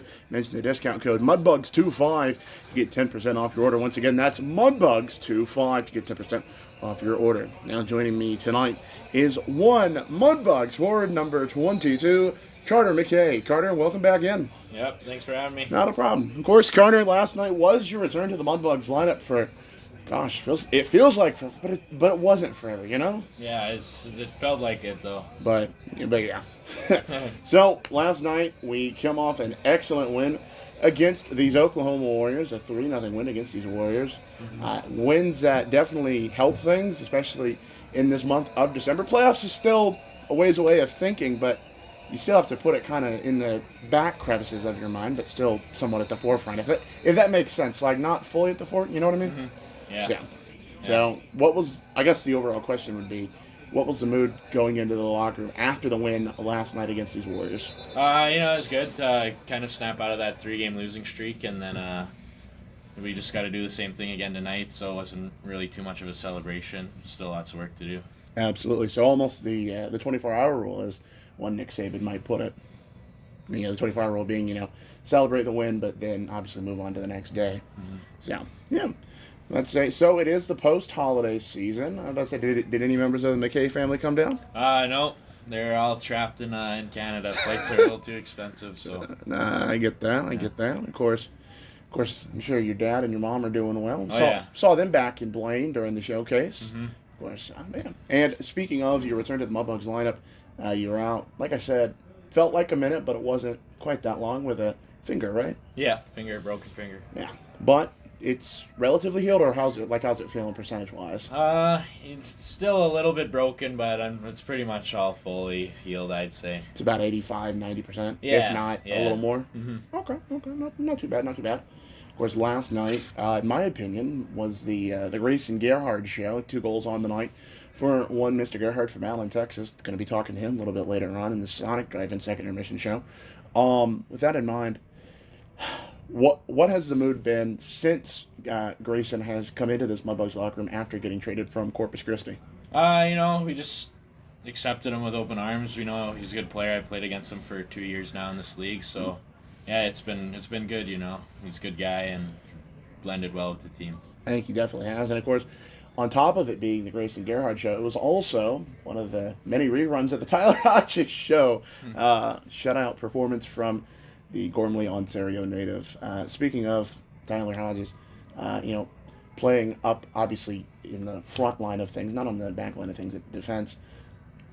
Does the Does the forward still play that defensive role even in helping the defense? I know it's kind of a weird question to ask, but Yeah, I mean, we're pretty important in the D zone. You know, we have some responsibilities. Maybe not as much as the D men or the centermen, but the wingers, they definitely have to watch their point men and make sure they don't sneak behind them. And yeah, there's a little bit, but maybe not as much. absolutely. I kind of worded that question weirdly, but I think I think you're able to pick up on what I was putting down. So moving on from the hockey side of things, at least for now, like I mentioned, it is the post-holiday season. Remind me, billet-wise, who are you with? I'm with the Weldons. The Weldons. Yeah. I'm about to say, how was the holiday with the Weldons? It was very good. I hung out with some of their family for Christmas, and they were very welcoming, so it was good. Excellent. And I was about to say, what are some of the traditions that the Weldons have there? You know, we played a few little games over at one of their family members' house, and just got all the family together and just spent some time. Awesome. What's been one of the favorite Christmas gifts you got this? Besides, obviously, the win last night. Favorite Christmas gift? Maybe a new golf driver. Golf driver? Okay, yeah. Nice. I was about to say, you are a big golf guy. I've seen you with your golf set in the gym in the laundry room, and you've set it aside. But I would say, how big of a golf guy are you, if you don't mind me asking? I usually just follow the Masters and some of the other big tournaments, but how about you? You know, every day in the summer I golf. It's pretty much my second sport now, so nice. It's I love it. Nice. I was about to say, what's been your favorite all-time course you've ever played? Favorite course of all time? Maybe the Dakota Dunes in Saskatoon. Okay. Yeah. Nice. It's a nice course. Nice. I was about to say, you've played some golf here in Shreveport. Oh yeah. Maybe not at the private courses, but if anyone listening wants to take me out, I'll be happy to come. All right. Well, you know what? I'll keep that in mind. I may or may not have some connections in the private clubs. But so moving along here, Carter, like I mentioned last night, the Warriors came out and played, pardon the movie. I was about to say, do you know the movie that line's from? Warriors come out to play. Do you know where that's from? I don't think it's from an old movie. I don't recall. I'm sure if you ask my dad or any of the cookies out, they might know. But they came out to play hard despite the scoreboard saying otherwise. What's the one thing that these coaches were telling, and when I say these coaches, obviously Soupy is me, what were they telling you about this Warriors team? Obviously, we've seen them 4 times, and that's the last time we're seeing them regulation season-wise, but what's been the main thing that they've been telling you about this Warriors team? They're a good team. You know, they're really offensively skilled, and if we give them enough chances, they're going to bury. They got lots of shooters, so we try to play a 5-on-5 game against them. If they get a power play, it's very dangerous. So we just try to stick to 5-on-5 and not limit their scoring chances. Absolutely. And you mentioned that power play of theirs being dangerous. But on the flip side of that, penalty kills, at least, if not one of the top 5 in the league, at least the top, I would say, in the division, the South Division. So it's kind of a yin-yang thing, if that makes sense. It's kind of a weird way to put it. But so, Carter, I'm going to ask you one last thing, and I'm going to let you get going here. Well, tonight is Fire and Ice night, and there is a fireworks show outside of Georgia Spawn here at Horse Coliseum after the game. But are you a big fireworks guy? I like the really big, loud ones, but I don't keep up with fireworks. Well, no. I mean, it was kind of a weird question. But I know some people aren't, big into fireworks, but I know some people love the big displays, like you mentioned. All right. Well, Gardner, always good to talk to you, buddy. And it's great to see you back in the lineup. You played an excellent game yourself last night. Thank you. Yep, not a problem. And we'll be back with more in the North Caddo Express, the Lube First Intermission Show. You're listening to Shreveport Mudbugs Hockey here on NATV and the Mudbugs Audio Network.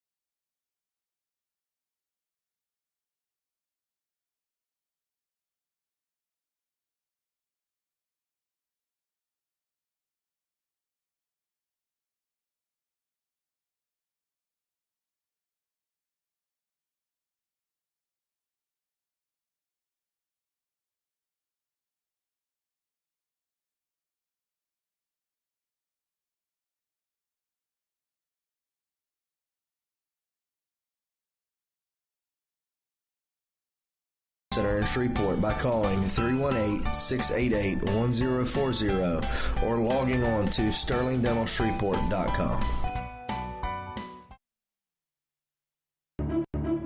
For those that have fallen, I say get up. For those that are asleep, I say wake up. For those that are seated, I say rise. It is time. The world needs what we possess. The only hope for a dark world is the light of Jesus Christ. Let your light so shine. Thank you for tuning in to this Word of God Ministries message.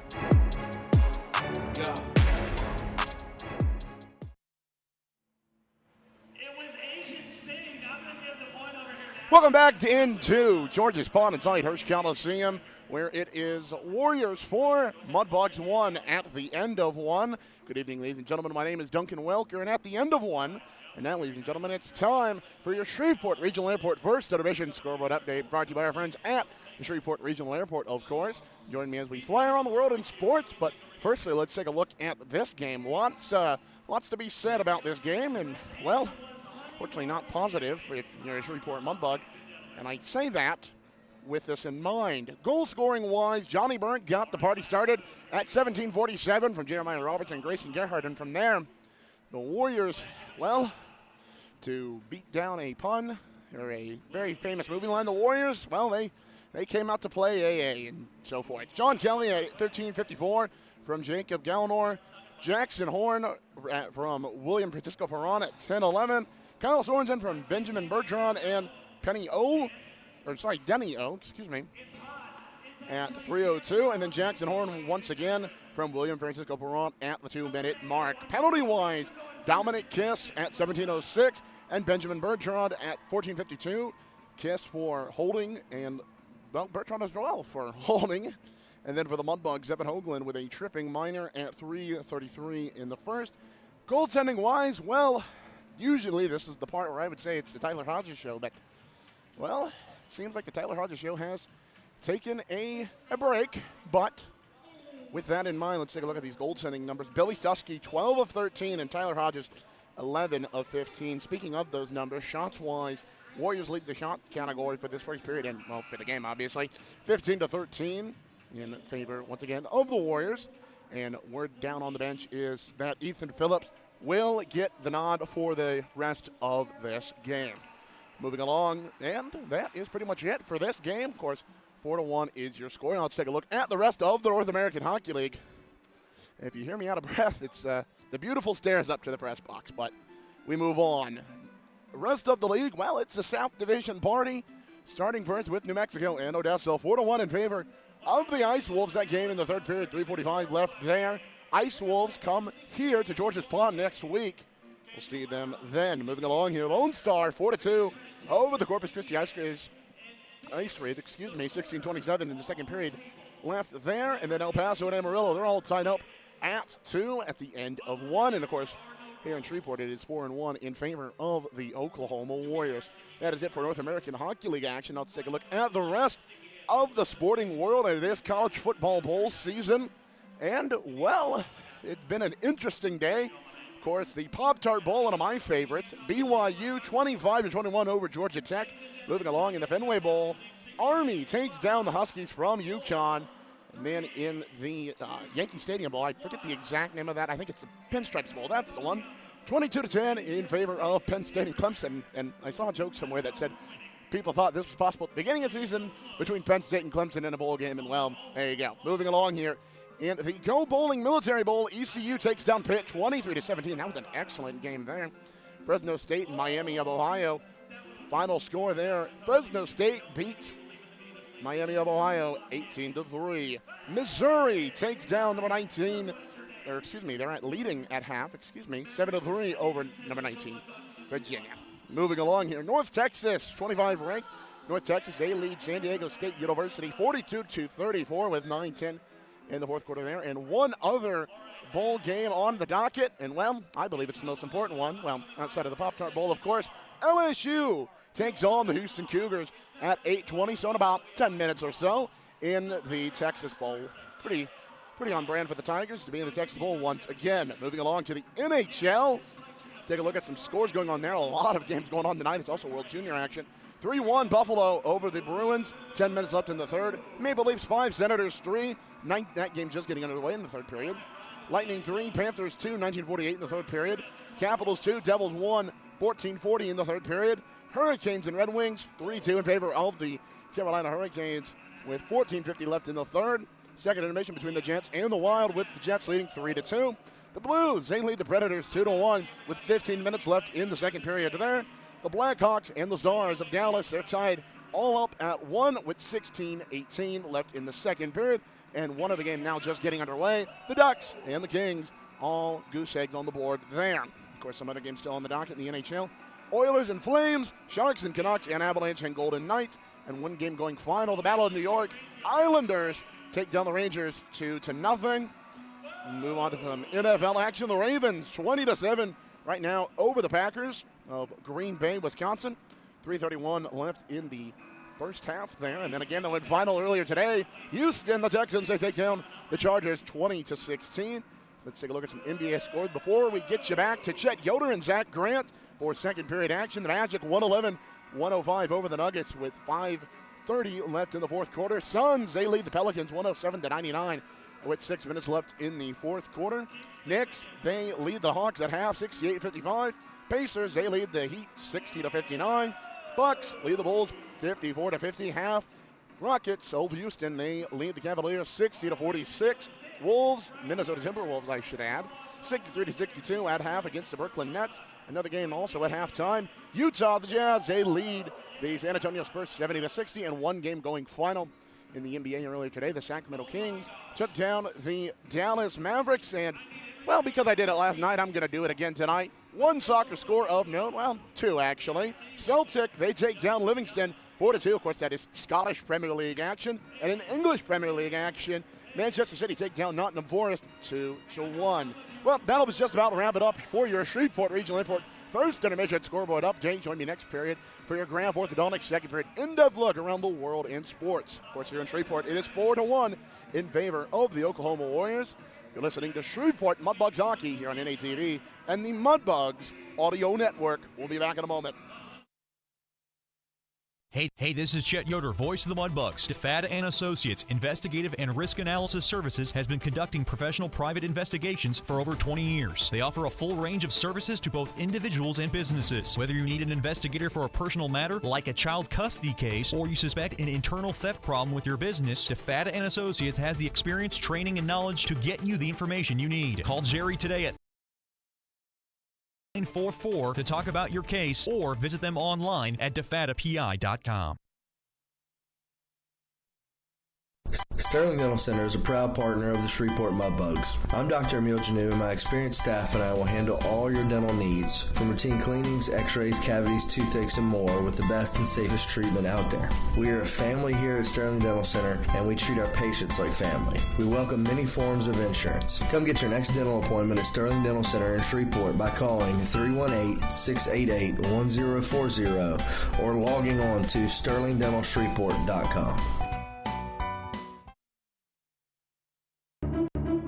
For those that have fallen, I say get up. For those that are asleep, I say wake up. For those that are seated, I say rise. It is time.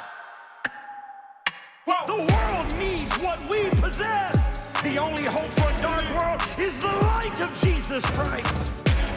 Let your light so shine.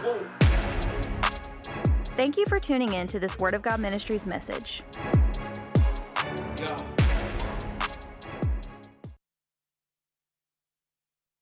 As a business owner, you know it's important to stay ahead of your competition to succeed. One dishonest employee providing poor customer service can send your business to the penalty box. DeFada and Associates has over 20 years of investigative experience that can help you monitor your employees and investigate losses that may be keeping you from reaching your goals. Whether you need GPS tracking, investigative shopping, integrity testing, or you're experiencing losses caused by theft, DeFada and Associates can help. Give them a call at 318-635-9944 or check out their website at defadapi.com for more information. Welcome back into George's Pond and Hearst Coliseum. 4-1 lead for Oklahoma. And boy, what an onslaught in the opening period. They've outshot the Bugs 15-13, and they're able to capitalize with a 4-1 edge. And right now I'm looking at who's leading the pack, Zach, and it looks like Ethan Phillips is coming into the nets. That's what's going to happen. They wanted to make the change to begin the period, and that's what they're going to do.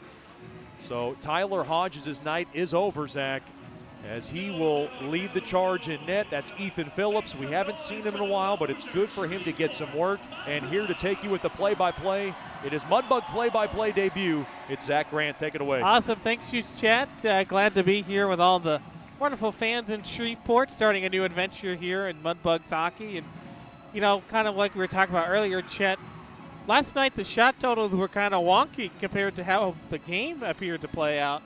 Not so much here tonight, 16-13. That's pretty much what these two teams should have by what we've seen out there on the ice. Yeah, no, you're right. And so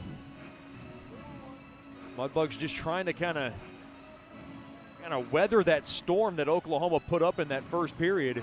And they feel like if they can just generate some pressure, put some more chances, try to climb back into this game, they can put themselves in a good position kind of going in. They can't get it all back in one shot. So just try to chip away at this thing.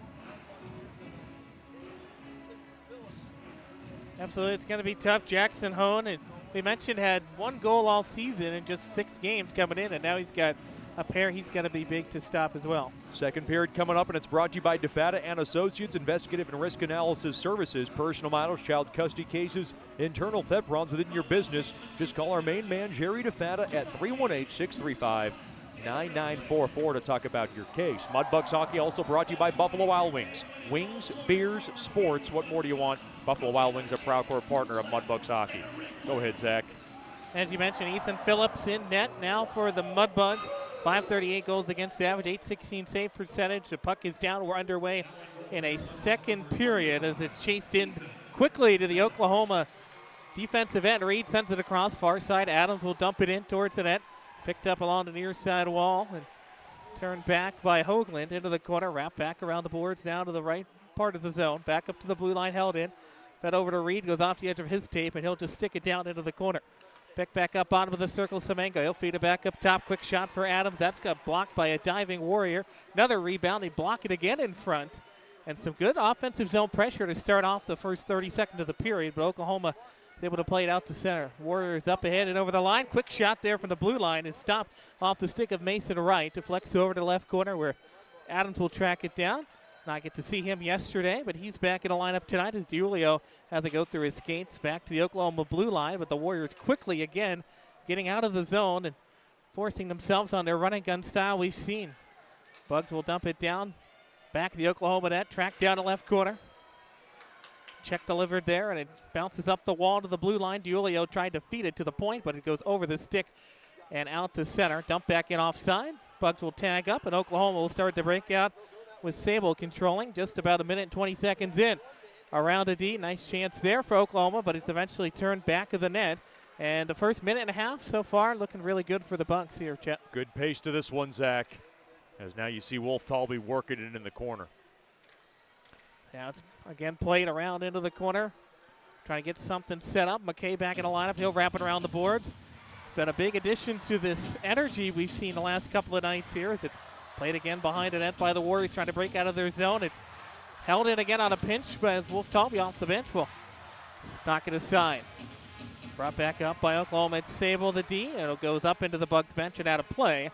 So we'll get a face-off here with 18:02 left, almost 2 minutes gone in the second period. You were talking about Carter McKay, and he had that lingering upper body injury. He was able to kind of return and kind of get back into the swing of things yesterday. I think he's felt a little bit more confident today in his game, his second game back after the injury. Of course, our Morrison DeWitt injury lawyers injury report only has Ryan Barrett on it with the lower body injury. He's set to return to the team next week, and they hope to have him back in action later in January after really a severe, unfortunate injury he suffered earlier in the season. That's your Morrison DeWitt injury lawyers injury report. Yeah, injury's unavoidable, but to start to get some strength back as Oklahoma at the red line will chip it into the Bugs' end. Turned into the slot, goes over the stick of the defenseman. And back over to the far wall now as it went over Sikirski's stick. Batted down at center. John Burns got it. He had the lone Bugs goal. Scored early on. Got the Bugs on the board first. Took that 1-0 lead. And then Oklahoma came with a firestorm, 4 goals in the second half of that first period, but already a much better looking second frame for the Bucks. That's over skated at the blue line. It's played in. Linesman said it's good, but the Bears forced a turnover back to center ice. And back and forth they go. Now the Bucks have a 3-player entry ruled offside as Roberts was just a stride ahead of that far side winger. Yeah, the Mudbugs have to know the urgency here. This is a team that doesn't score very many goals, Zach. So for the Mudbugs, they're young, they're fiery. They're going to have to chip away at this and know that they're going to have to put good shifts together in a row. And the middle frame has been tough for the Bugs. They've been outscored by 11 goals in the middle period. But again, looking good offensively thus far. But Oklahoma starting to pick up the tactics here as both teams make their second period adjustment. Warriors try to break it out of the zone along that near side wall, but it's played out and then played back in. According to the linesman, I don't think Semengo necessarily agrees with that assessment, but we'll get a neutral zone face-off here. When I see Semengo arguing, I know that was close. It was very close. He doesn't argue those type of calls very much. It was about bang bang. I would say you could have called it. You could have let it go. Absolutely. Bang, bang. Of course, linesman Brad Sotak there. He's been around since the CHL days, and always a staple here at George's Pond with 16:41 left in the middle frame. Pile up in the corner. Oklahoma controls again. The Warriors have it. Yeah, Sotek's built like a lineman, but boy, he's a fixture of this ring. Been doing it for years, like you said. He's a really good guy to be around, but he loves calling offsides. That's like his favorite thing to call. Absolutely, great chance in front. That one's pushed just wide. Battled for in the corner. Hoagland tried to stick it out to Adams, but it goes over everybody and out to center. Mitchell Reed will track it down. He'll turn and fire it to the center red line, but it's controlled quickly by an Oklahoma stick, and the Warriors send it all the way back at their own end as John Kelly waits as the Bugs are on a change here, and now they force a turnover. In front in the slot, quick turn and fire by Tremblay is turned aside. Centering feed goes off the side of the net into the corner. 15:56 left in the period. Tremblay turns and fires from the top of the circle. That one's pushed just wide of the crease. Remy Pusateri off the bench will grab it and send it in from the hash marks and gets a shot on net, but it's held onto and covered for another stoppage with 15:46 left in the second period. Mudbugs hockey tonight is brought to you by Porter, Zach, delivering the difference for Mudbugs hockey, locally owned and operative for 50 years, providing floor mats, uniforms, and facility services for your company. Go offensive zone draw for the Bugs off to the far side to netminder's left. Set up a fresh line out there just off the bench before the whistle. Off the draw, the Warriors control into that left corner, and it's eventually played to the blue line, but held in by the Bugs. Back of the net, picked back up by Gok. Gok will flip it up the near side wall. Goes up to the blue line. Pusateri almost over skates it, gets it on his stick, and rifles one wide of the net over to the far half wall. It's battled for, but the Warriors, again, getting that defensive zone pressure to try to clear it out. This is Sable will play it up to his own blue line for Keaton Martin. Tries to feed it over the wall, but again, Remy will pitchfork it all the way down the ice. Icing is waved off as it's beat out by the Bears. That's Giulio with a nice stop there for Shreveport. Down to the bottom of the circle for Simons. Controlled again behind their own net by the Warriors. Simons gets it right back, works off to his left towards the near corner. Tied up along the wall, and it's played out to the blue line, held in by Case. And Owen will send it back down for Simons down to the bottom of the circle. Pick back up again for Oklahoma. Wrapped around the boards behind their net. 14:42 left here in the middle frame. Oklahoma leads 4-1. Played again in the corner. Takes a weird hop off the Zamboni doors back of the net, and it's eventually played out to the blue line, but Case holds it in again. Nice play there. Goes off the edge of the stick over to the far wall where it's battled for there. As Griner had a stick on it for a moment where he got taken down, and now we get a whistle and a hand pass. A little bit of extracurriculars away from the play, but a hand pass nonetheless will draw the whistle with 14:22 left in this period. The Mudbugs did not appreciate the extra liberties that were taken on Griner, and Wolf Dalby jawing away at it, and he's got some hand gestures I'd rather not try to imitate at the moment, Zach. I think he thought it was a bit cheap, to say the least. Exactly, got a face-off coming up here right in front of the Bugs bench. It's like the Warriors are letting the Mudbugs know what the score is. That's always a good comeback argument, you know. when there's a lot of jaw jacking going on, they let them know it's 4-1. Okay. We got exactly. Yeah. We got it. Yeah. Yeah, shots are nice and close thus far. It's been a competitive game. But Tyler Hodges, he's been in net quite a bit tonight. And he's getting the rest of the game off with Phillips out there. Phillips recently committing as well. That's a light way of putting it. Tough night for Hodges. Not all his fault, but exactly. I know that he wants a few of those goals back. So Warriors will play it. It's turned over right at the blue line. Nice nifty move into the slot. Down low for Hoagland, tries to feed it towards the net, and it goes off the edge of his stick. Rebound off the side of the cage, still whacking at it. Eventually controlled by Oklahoma, and they'll play it out to center ice. Picked back up by Case. He'll turn and fire. Bugs out a partial change. We're going to get an icing call as he was just barely beyond the center red line. That's a tough icing for Case. He's got to make sure he gets across the red line, and that's going to be addressed when he gets back to that Mudbugs bench, Zach. That's another one of those bang plays we were talking about, and of course you try to get the fresh bodies out there. Now with the icing, you lose the opportunity to change. So now you've got a defensive zone draw with some tired legs out there. Almost midway through this second period. Defensive zone draw. It's Lewinsky in to take it for Oklahoma. Faceoff side up to the wall where Burt will try to pitchfork it out. And now on the second chance, the Bugs are able to clear to center. Goes through an Oklahoma skate. Warriors pick it back up at the near circle. Played up the wall over the stick of the point man. Burt will get it right back. It's started in. 4-player entry, but he blows the tire and goes down. It's played up to the blue line, and Oklahoma's able to clear again. Case has been very physical on that blue line, and these last couple of minutes here, he's had a long shift as Oklahoma forces a turnover into the offensive end, and it squirts over to the wall. Chipped up in the air to the blue line. Bugs trying to clear it out. It's controlled by Roberts. Sticks it off to the right side for Case. Carves through the middle. Here's Burt, and he'll pitch it forward from the blue line, and it's controlled by an Oklahoma stick back of the net. Played over into the left corner for Luger. Luger plays it up the wall to the over Case's stick. Turned and fired in by Gerhardt. Everybody tagged up so they can come on in, and Oklahoma able to pitchfork it, try to outlet it, but it's going to go all the way to Phillips, who will play it to his stick and paddle it out for Gerhardt. That's one thing Gerhardt about Phillips. Up the near side wing. That's one thing about Phillips. Sorry to interrupt you. He does love to play the puck quite a bit, and he will try to move the issue and force it down by 3.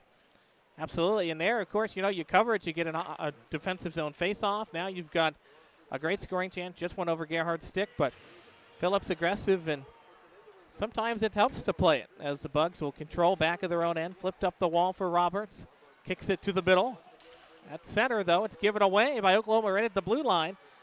Christie tries to wobble around a defender. Tried to split the D down low into the corner. Gerhardt picks it up left wall. Gerhardt works up the half wall, tried to feed it down low. It's intercepted. Goes off an Oklahoma stick to center. Again played by Shreveport at their own blue line. Now they'll give it away at the blue line. Chance for Oklahoma. Trailer is streaking down the slot. That was Dominic Kiss, but they were unable to feed it to him, and the Bugs will break it out again. Almost midway through this second period. Back and forth we've gone. Bugs have had the advantage offensively. Here come the Warriors, though. Whiffing on a shot at the blue line was Hone. He's got 2 goals in that first period tonight. Wraps around to the far half wall where it's battled for. Oklahoma gets it back to the blue line, trying to turn it down low. Bugs floating out to skating lanes. It's flipped up in the air by Roberts. Gets it out to center. And down to the stick of Simons. He'll play it into the blue line. A delayed penalty upcoming. Phillips skates off to the bench for the extra skater, but Oklahoma's going to touch up quickly. They're going to get a checking from behind call, it looks like. And that'll bring us to a media timeout with 11:09 left in the second period. Back in a moment, you're listening to Shreveport Mudbugs Hockey. As a business owner, you know it's important to stay ahead of your competition to succeed. One dishonest employee providing poor customer service can send your business to the penalty box. DeFata and Associates has over 20 years of investigative experience that can help you monitor your employees and investigate losses that may be keeping you from reaching your goals. Whether you need GPS tracking, investigative shopping, integrity testing, or you're experiencing losses caused by theft, DeFata and Associates can help. Give them a call at 318-635-9944 or check out their website at defatapi.com for more information. We are honoring our hometown hero, Zach. We do it every night, every home game. We get a standing ovation as the Mudbugs are going to need a few heroes tonight. They're down 4-1 in this contest with 11:09 to go in the second, but always fun honoring our hometown hero as this crowd's about to erupt, and why not? doing good work for this fantastic country, Zach. Absolutely. So we've got another power play upcoming for the Bugs. His hometown hero is honored to a standing ovation here at Georges Pond Hirsch Coliseum. It's a great crowd on hand here tonight, Chet, and they're honoring the hero as is due. Looks like somebody just got tossed out of the game, Zach. Just saw Bertrand go into the locker room. We're going to have to get some clarification on Bertrand. Looks like something happened where the Warriors were arguing the call. Looked like an unsportsmanlike conduct, so Oklahoma giving the Mudbugs an opportunity here. Not only on the Scout Powerline power play. So we got the checking from behind call, and now he might have added a 10, a 2 and a 10 maybe. Who knows? So here we go. Huge power play for the Mudbugs here, trying to claw their way back into it with 11:09 left in this middle period.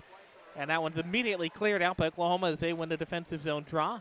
Phillips out of his net, left side to play it. Leaves it off for John Burnt, the lone goal scorer thus far for the Bugs. Bringing up the middle of the ice. He's got two defensemen behind him. He'll drop it back quickly as they'll move left to right. Earhart feeds it across for Hoagland. In over the line, but immediately turned down the ice by Oklahoma. There's John Burnt back and then works off to the right side. They're going to set up the same play. Leave the two defensemen. It's fed across.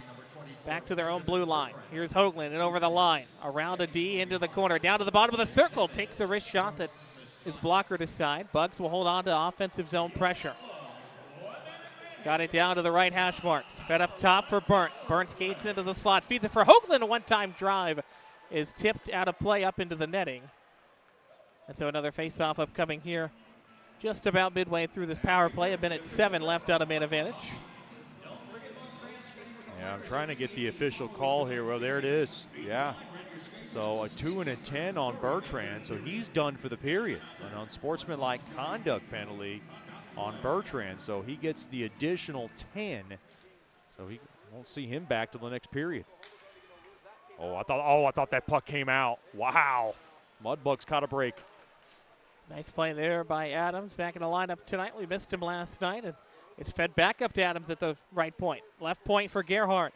Gerhardt to the top of the circle. Tried to feed one. Goes off an Oklahoma body. Gets it back. Wrapped around the board to the far half wall. Picked up there by Tremblay. Got it at the left hash marks. Fires one. That one's blockered away in front. Here's Gerhardt. Corrals it. Back across. Adams down low. Chasson short to that again. Chance on a near doorstep for Sakrinsky. Or Semengo rather. Back up top for Gerhardt. Left circle. Hesitates. Feeds it down low. Semengo turns and fires off an off angle, and that one is up into the netting and out of play. Some great chances here for the Bugs on this power play. Oh, that one for Semengo. That's one that he loves to bury along that short side. And, boy, he had a great look at it. Stusky plays big. He's kind of a big body, and he's able to kind of give him not much to look at. But, boy, the Mudbugs generate some chances just trying to claw back. They feel like if they can get one back maybe in this period at the very least, maybe just at least make it a 2-goal deficit, they got to feel better about themselves. Down to 20 seconds left in this power immediately play. sent on net and covered up. 19 seconds to go into man advantage. 9:28 left in the second period. So we'll do it again from that same spot off to netminders left, offensive zone. Bugs will set up the chess pieces here again for the final 19 seconds of the power play. Fed back up to the point for Burnt.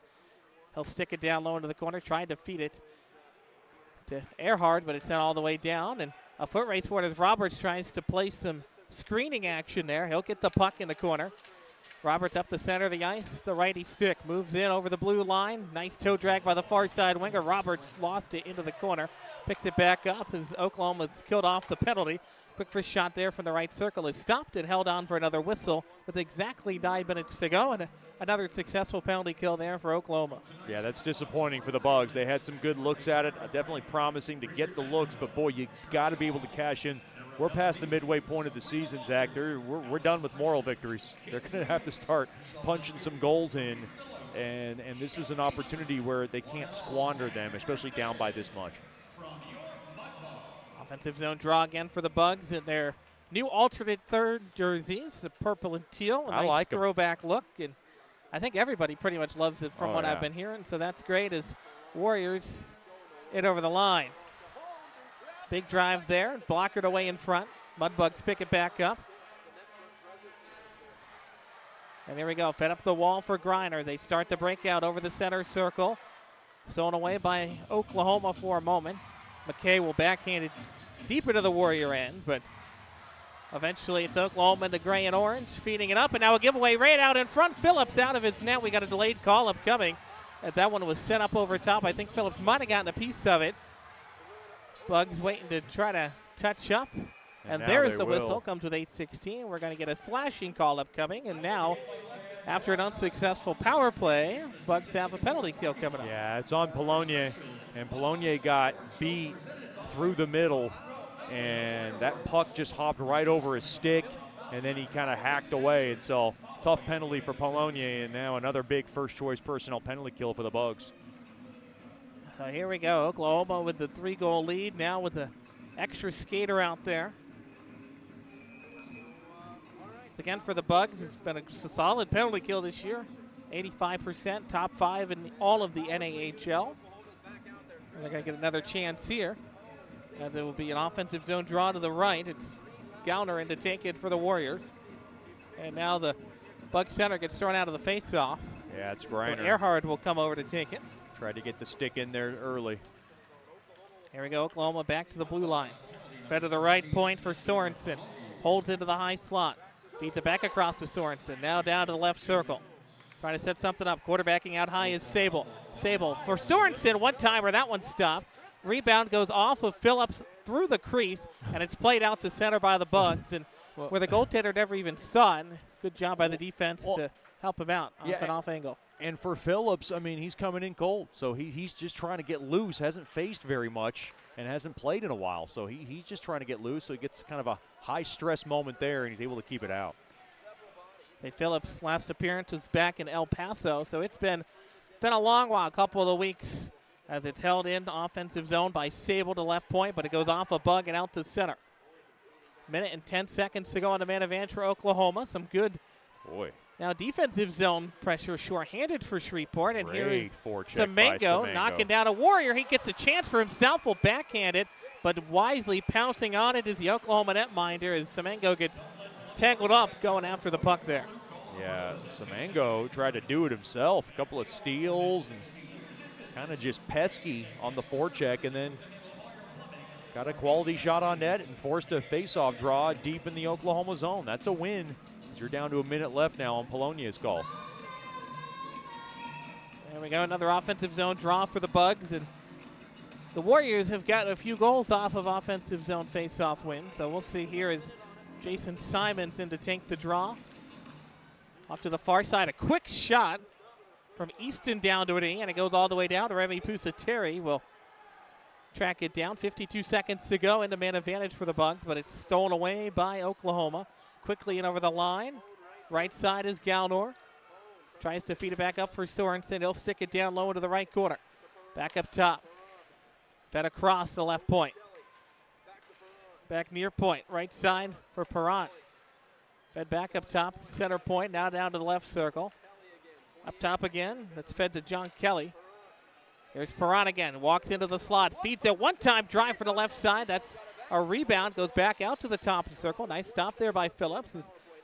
As Chet mentioned, coming in and started the second period and having to play cold after not playing for a couple of weeks, but he had a tough save there. 9 seconds to go on a man advantage. A drive through traffic is smothered, and Ty Easton gets mixing it up there down in the pile with 6:22 left. And haven't seen Easton too much out there on D tonight, but he had the great chance off the face-off and then getting it away in front of the net. He's been limited on minutes so far, Zach, but he is a feisty player, and when it's in front of the cage, he likes to definitely patrol that. And he knows his role. He's a tough, hard-nosed blue liner, and he does that well. 6:22 left, second period. 6 seconds left on the power play for Oklahoma, but tied up off the draw. Bugs trying to clear. That one goes towards the crease. Owen Case will track it down into a foot race into the corner. Polonier off out of the box, and he'll head off to the bench for a new skater. That's Roberts coming out there, ran at the blue line, tries to stick it out, held in by Oklahoma, sent near side to the left circle. That one's deflected back to the point. Quick drive off the stick of Joseph Luger, the 6'4 defenseman, is eventually turned to the wall, and the Mudbugs play it out to center. Up ahead quickly for Roberts, goes off of his stick, banked off the glass there out to center. 5:46 left in the middle frame, played back to the Bugs blue line. Controlled by Pusateri. He'll flip it up over everybody's head all the way down back of the Oklahoma net. Warriors will track it down. It's Zawinski, the 5'6 forward, to track it down. And it's played up now. The near wall trying to play it back. Here's Roberts. Spins towards the middle, but it's broken up, and the Warriors stick it out to center up ahead quickly. Here's Ronnie Wade. Down to left side. Takes a shot. High save. It got Phillips up near the shoulder. Bucks trying to turn it into a 2-on-2. 3-on-2 now. Over the line, drops it off for the trailer. Gerhardt back, and a feed to score! The Mudbugs trying to claw their way back. They get the penalty kill and get the goal. Fed to the near side. Waiting on that doorstep was 38 in purple. That's Chase Zakriski. He lights the lamp, and the Bugs are back to within 2. Well, it was a 2-on-2, Zach, and then they had the trailer in there for the 3-on-2, and boy, perfectly done from Zakriski. And great penetration back the other way, and the Mudbugs able to get a big goal, get one back. This has kind of been a speedy second period. They need to slow this down and get this crowd awoken and give themselves a chance to believe in this one. Exactly. You know, down by 3, you can't get them all at once. You got to get them one by one, and they claw their way back after the penalty kill, and they get the nice chance, and Zakriski was there to put it home. For Zakriski, it is goal number 4 on the season.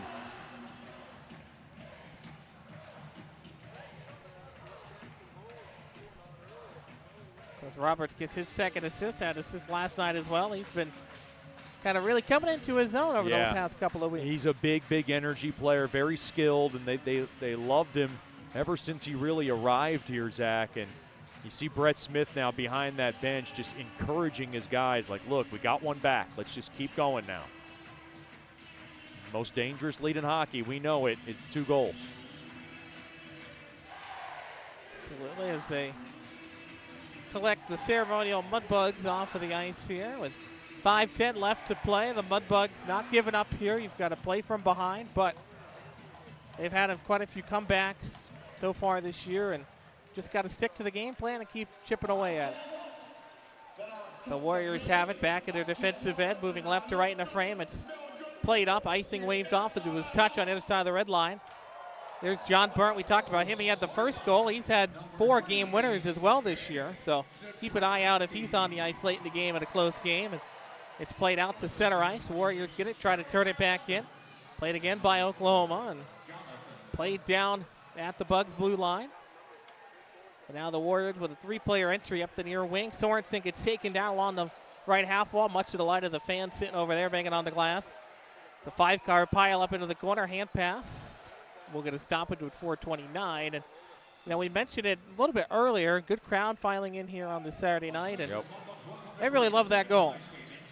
Yep, they like that goal. I mean, you know, they're going to get fireworks after the game. They're going to need some fireworks in the game first, Zach. So they're able to get a nice one there from Zakriski.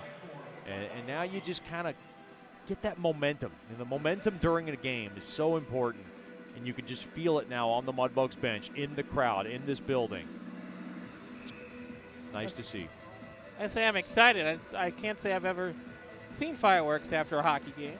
That's a baseball something you thing. see. You and I coming it from is a the big baseball thing. Yeah, I did 5 years of minor league baseball. You did some minor league baseball yourself. That is something you see after a game, after a baseball game. But yeah, no, they just go outside and you enjoy it on the lawn. Exciting as the Bugs got it into the offensive end. Oklahoma quickly turned it the other way. Jackson Hone down to the corner, off and off angle, sends one through the crease, deflects over to the far wall. Getting spun around there with Savango. He'll feed it up for Earhart up the left wing. Delayed penalty call upcoming after he got spun around, and there's the whistle. Going to get a high sticking call, and another power play upcoming for the Mudbugs. And you have to feel like it's desperation time at a man advantage now.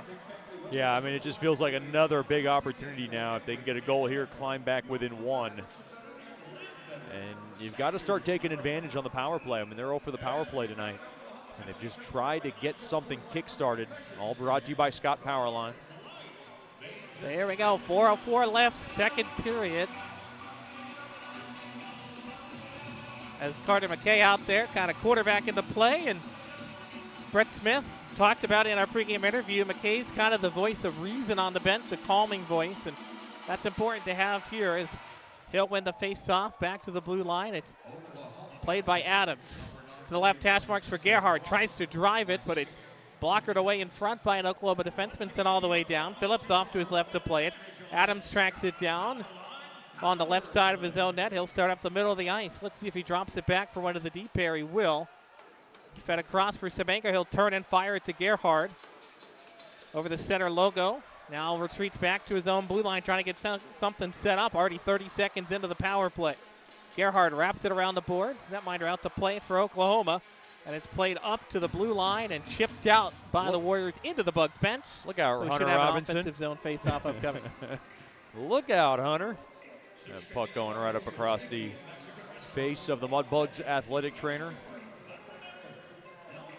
See, I don't think it's that cold in here. Hunter Robinson, he's got his arms folded. He's thinking like he's in this, like, 0 degree snowstorm, you know what I mean? I'm feeling pretty good. You got short sleeves. I don't know if I can do that. I'm not like that bold, not that strong, but I'm not crossing my thinking, oh. I actually think it feels pretty good in here. Another offensive zone draw here to the right side of the zone. Sakrisky tries to feed it back to the blue line. Oklahoma gets a piece of it and chips it out to center. Roberts will track it down back into his own blue line, works off to his right to the wall. Will leave it off. Here's Byrne up the center of the ice, cuts off to his right. Will feed it in, dump and chase. Oklahoma into the corner, foot race for it. Back of the Warrior net. Bugs the Warriors doing battle here midway through, or late in the second period, 3 minutes ago, 58 seconds left on the Bugs power play. They trail 4-2, but they got that last goal from Chase Sakrisky, his first of the year. Roberts and Burnt getting the assists. Here to Roberts at the left hash marks. Feeds it up top for Hoagland. Center slot redirected, and a quick one-topper for Roberts. Pushed just wide. Played by Burnt up to the right point. Back near side for Hoagland. Works to the bottom of the circle. Back up top for Burnt. High slot. Tried to feed it down low, and it's intercepted by Oklahoma. Collision right there at the blue line. The Oklahoma bench wants a call. They get an odd man rush anyway, and a second chance opportunity, but Phillips able to kick it away. The Mudbugs got away with one there. There was a hold. Bugs quickly into the offensive end. Chaos is unfolding here in the last 30 seconds. Mick Berge was about to lose his mind. It looked like Ronnie Wade got held up along their own blue line, and boy, the Bugs might have got away with one there. There was a lot going on the other end. And, of course, that would have been a two-man rush, odd-man rush there for Oklahoma. They still got a good chance. That's probably why there was a little hold. Yeah, that would have been, 40 yards now at this point. Yeah, minute something 55 like that. to go. Second period. Played up the far wall, back to the blue line, controlled by Adams. Thrown away, and it's backhanded in deep by Tremblay off the bench. Tracked down into the corner by John Kelly, the defenseman. Feeds it up to the near wing, and here's Gallnor. Tries to streak around Adams. He does a good job shoving him off the puck. Bugs will control in the defensive end. Played up the far wall, 2-on-2, trying to stay onside. Down into the corner. Trying to get through traffic, but the second Oklahoma hit is enough to knock him off the puck. Up ahead quickly with speed is Hone. Hone looking for the hat trick tonight to the top of the right circle. Then he pushes that one wide, minute 17 to go. Ice is a little tough right now. It's bouncing around a bit, that biscuit. So here we go. It's played down for Simons, into the corner for Roberts, pinned up along the boards. Late in the second period, and of course late in the period anytime you're going to have some potential issues with the ice. The Bugs player goes down the corner, played up into the slot. Julio with a shot there. That one's deflected aside before it got to that. The Warriors started. Final 55 seconds. Up ahead, left side is Luger, the defenseman. Luger into the right corner. Tries to feed it up top. It was deflected by the Bugs for a moment. Oklahoma retains possession before it's finally cleared out by Remy Pusateri. And now we get a tripping call coming up against the Bugs right at center ice. So that one they have to call. That was right through the middle. And boy, that was an easy one. Got every official saw it. Got tripped right up there. So another penalty kill upcoming. And, it's something we've noticed these last night and also tonight. We haven't had much physicality, but there's been a lot of stick fouls, and there's another one there. Sure, yeah. The officials kind of trying to let them both go a little bit, and then he kind of has to make the few calls here and there. So it's been kind of going back and forth. And this is a big kill because this is going to possibly carry on over into the third period. And so when you're only down by 2, you know, big difference between a 2-goal lead and a 3-goal lead, so big.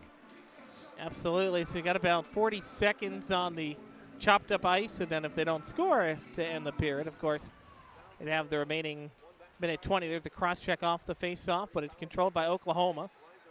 Sorensen's got it. Now fed across. One-timer from the right point. That one stopped, and the Bugs will try to clear it out. Sorensen tried to hold it. Goes off his stick and bounces. Here's Griner up ahead into the slot for the left circle. Tried to feed one. Now goes off the side of that. Takes the check. Oklahoma controls 17 seconds. Maybe time for one last rush. Warriors in a neutral zone. They got time if they want to take it, slowly Zach. up. Now in over the left blue line. Played back again. Griner forces the player to the wall. Puck tied up along the boards, and that's going to do it. Bugs are going to kill off the opening 40 seconds of the penalty and bring us to the start of the third period, where we'll have some carryover time. 4-2 our score. The Bugs were trailing by 3. They got one back from Chase Sakrisky, trying to battle their way back as we head into the second intermission. Back in a moment. You're listening to Shreveport Mudbugs Hockey. As a business owner, you know it's important to stay ahead of your competition to succeed. One dishonest employee providing poor customer service can send your business to the penalty box. DeFata and Associates has over 20 years of investigative experience that can help you monitor your employees and investigate losses that may be keeping you from reaching your goals. Whether you need GPS tracking, investigative shopping, integrity testing, or you're experiencing losses caused by theft, DeFata and Associates can help. Give them a call at 318-635-9944 or check out their website at defatapi.com for more information. Sterling Dental Center is a proud partner of the Shreveport Mudbugs. I'm Dr. Emil Janu, and my experienced staff and I will handle all your dental needs, from routine cleanings, x-rays, cavities, toothaches, and more, with the best and safest treatment out there. We are a family here at Sterling Dental Center, and we treat our patients like family. We welcome many forms of insurance. Come get your next dental appointment at Sterling Dental Center in Shreveport by calling 318-688-1040 or logging on to sterlingdentalshreveport.com. For those that have fallen, I say, get up. For those that are asleep, I say, wake up. For those that are seated, I say, rise. It is time. The world needs what we possess. The only hope for a dark world is the light of Jesus Christ. Let your light so shine. Thank you for tuning in to this Word of God Ministries message.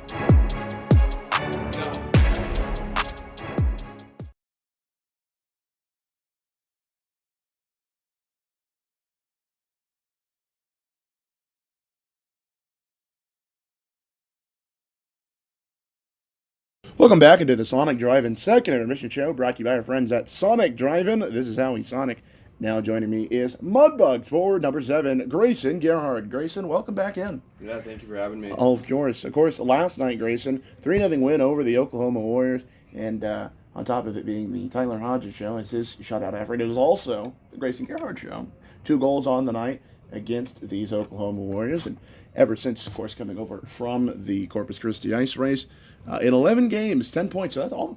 I would say that's pretty, my math isn't the best, but almost a point a game. So, yeah. I'm about to say, some people's math is better than mine. Anybody will tell you that. But, Grayson, with that being said, what was the mood going into the locker room after the aforementioned win last night against these Oklahoma Warriors? It was good. We had a couple losses in a row, and we were trying to find our footing, kind of get back in the race to playoffs. We had fell out of 4th place there, so definitely a good step after Christmas and after the little break we had to get going on the right foot and kind of prepare us for the second half of the season to try and stack a few wins here. Yeah, absolutely. And you mentioned playoffs. I talked with Carter McKay about this a little while ago. Playoffs, at least in my opinion right now at this point in the stage, is obviously something you have to think forefront-wise, but obviously it's still a ways away. But you do mention that you have to start thinking about that, and that is true. But yeah, so moving along here, Grayson, I'm about to say, ever since coming over from Shreveport, like I mentioned, 10 points in the last 11 games. You've done pretty well for yourself, my friend. Yeah, no, it's been good. I have good line mates that get me the puck and that I play well with, and feel like we always have great chances every night, and we're able to put the puck in the net when we get those chances. So it's been good. I was about to say, absolutely. You mentioned your line mates, Chase Sikrisky and one Jeremiah Roberts. Roberts has himself a little point surge every now and again. Yeah. So and Chase Sikrisky as well. Yeah. He had those couple goals in El Paso a couple weeks ago. But yeah. So of course you mentioned the second half of the season. What do you think is going to be the hardest part of staying in that consistency of the second half of the season? I kind of worded that weirdly, but do you think it's going to be tough staying consistent within this second half of the season? No. I mean, I just think doing the same thing we've been doing. Obviously, it'll be harder in the second half because it's a grind. It's a long season, the bus rides, everything. But I feel like winning games early will help us a lot. Getting into that playoff push earlier rather than later will be a positive thing for us. Not having to worry about sneaking into playoffs the last couple weekends of the season. So I feel like if we can start stacking wins together right now, that'll really help us in the long run. Absolutely. Keeping the foot on the gas pedal almost. So, well, moving along from the hockey side of things, at least for now, anyways, it is the post Christmas and Boxing Day if you're Canada or the UK time. Remind me, billet-wise, who are you with? I'm with the Gibbs. The Gibbs. I was about to say, how was the holidays with the Gibbs family? It was good. I wasn't with them on the holidays. I actually got to go home for the day, so that was nice to see my family, see my parents, and be able to be at the house with them for the day. But the Gibbs were very nice throughout the holidays, and they got the boys some gifts, so it was great. That's awesome. And remind me, Billet Brothers, you were with Evan and Griner. Yeah. All right. I was about to say, what was the best Christmas gift? Well, besides win last night, of course. Probably a sweatshirt. They got us nice sweatshirts. Nice. So those will be fun to use. Yeah, I'm about to say just a plain one or to have something on it. No, just plain. Yeah. Nice. I'm about to say, are you a big hoodie guy or are you big more of like a sweatshirt guy? I've been getting into quarter zips lately. Quarter zips. Yeah. Okay. Me and Griner have been wearing those a lot lately. So. Okay, I respect been that. Getting into those. Yeah, I respect that, quarter zips. Okay. So moving along here. As it's been kind of made clear to a lot of this Mudbug staff and team, obviously I'm a big food guy. What was the most interesting? Not most interesting thing. What was your favorite thing to eat over the holiday season? Because the holiday is always a good time to try some new things food wise, and as the old saying goes, holiday calories don't count. Yeah, no. One of the billet moms actually made me these little pecan pies. They were mini pecan pies. So me and my girlfriend were able to eat those, and nice. We really enjoyed them. So nice. So the little pecan pies. I was about to say, I think you mentioned to me last time we talked back around the Thanksgiving holiday. Yeah, I did. I was about to say you're a bit of a pecan pie guy. I am. Okay. I am. You know what? I respect that, Grayson. Yeah. So moving back to the hockey side of things, I mentioned on top of it being the Grayson Gerard show, I also mentioned it was the Tyler Hodges show. Rerun, a classic. Of course, he had a shutout effort on the night last night against the Oklahoma Warriors. When I talked with Carter McKay a couple minutes ago, he was telling me how crucial it is for the wingers, even such as yourself, to sort of be that defensive, offensive man, if that makes sense. Yeah, no, it's an important part of the game, just playing both ways. I have the offensive ability, and just working on playing defense and helping Hodges out, obviously, is huge for the team, and I think we all did a great job last night, not giving up any goals, and Hodges has been great for us. He's really helped the team kind of find our footing here. So, absolutely, and of course, when I talked with Carter McKay, he mentioned the Warriors' power play being as dangerous as it could be, but on the flip side of that, the penalty kill of this Mudbugs team, it's been one of the more dangerous, if not in the South Division, across the entire league, at least in my opinion. I'm going to say, what's your opinion on this Mudbugs penalty kill? Yeah, it's great. I'm not on it, but watching the boys kill and block shots and work their bags off it's been great. It's good. It gives you energy after the kill to know we can do it, and it really helps the game out too. Just stopping them every time they're on the power play. Yeah, essentially stopping their momentum going. Yeah. So. Well, Grayson, I'm going to ask you one last thing. I'm going to let you get going here. It is Fire and Ice night tonight. There's a big fireworks show outside of Georgia Spawn here at Hirsch Coliseum after the game tonight. I asked Carter McKay this, and I kind of don't think he understood what I meant, but are you a big fireworks guy? Kinda around July 4th, yeah, but that's really it. Really, just on July 4th. Yeah. Okay. You know what? I respect that. That. I'm about to say, are you a big fan like the big displays or more like a little home show? Probably the displays. Those are more fun for me. The big displays. Okay, You know what, Grayson? I respect that. Yeah. But nonetheless, Grayson, thank you for coming on here onto the Sonic Drive and Second Admission Show. Always good to talk to you, buddy. Yeah. Of course, good luck tonight. Thank you. Yep, not a problem, buddy. Of course, we'll be back with more here on the Sonic Drive and Second Admission Show. You're listening to Shreveport Mudbugs Hockey here on NATV and the Mudbugs Audio Network.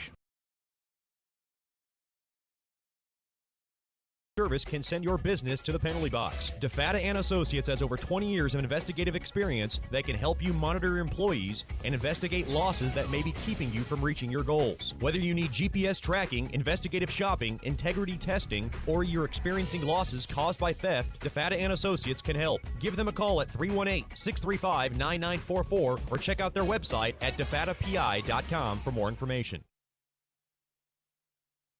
Sterling Dental Center is a proud partner of the Shreveport Mudbugs. I'm Dr. Emil Janu, and my experienced staff and I will handle all your dental needs, from routine cleanings, x-rays, cavities, toothaches, and more, with the best and safest treatment out there. We are a family here at Sterling Dental Center, and we treat our patients like family. We welcome many forms of insurance. Come get your next dental appointment at Sterling Dental Center in Shreveport by calling 318-688-1040 or logging on to sterlingdentalshreveport.com.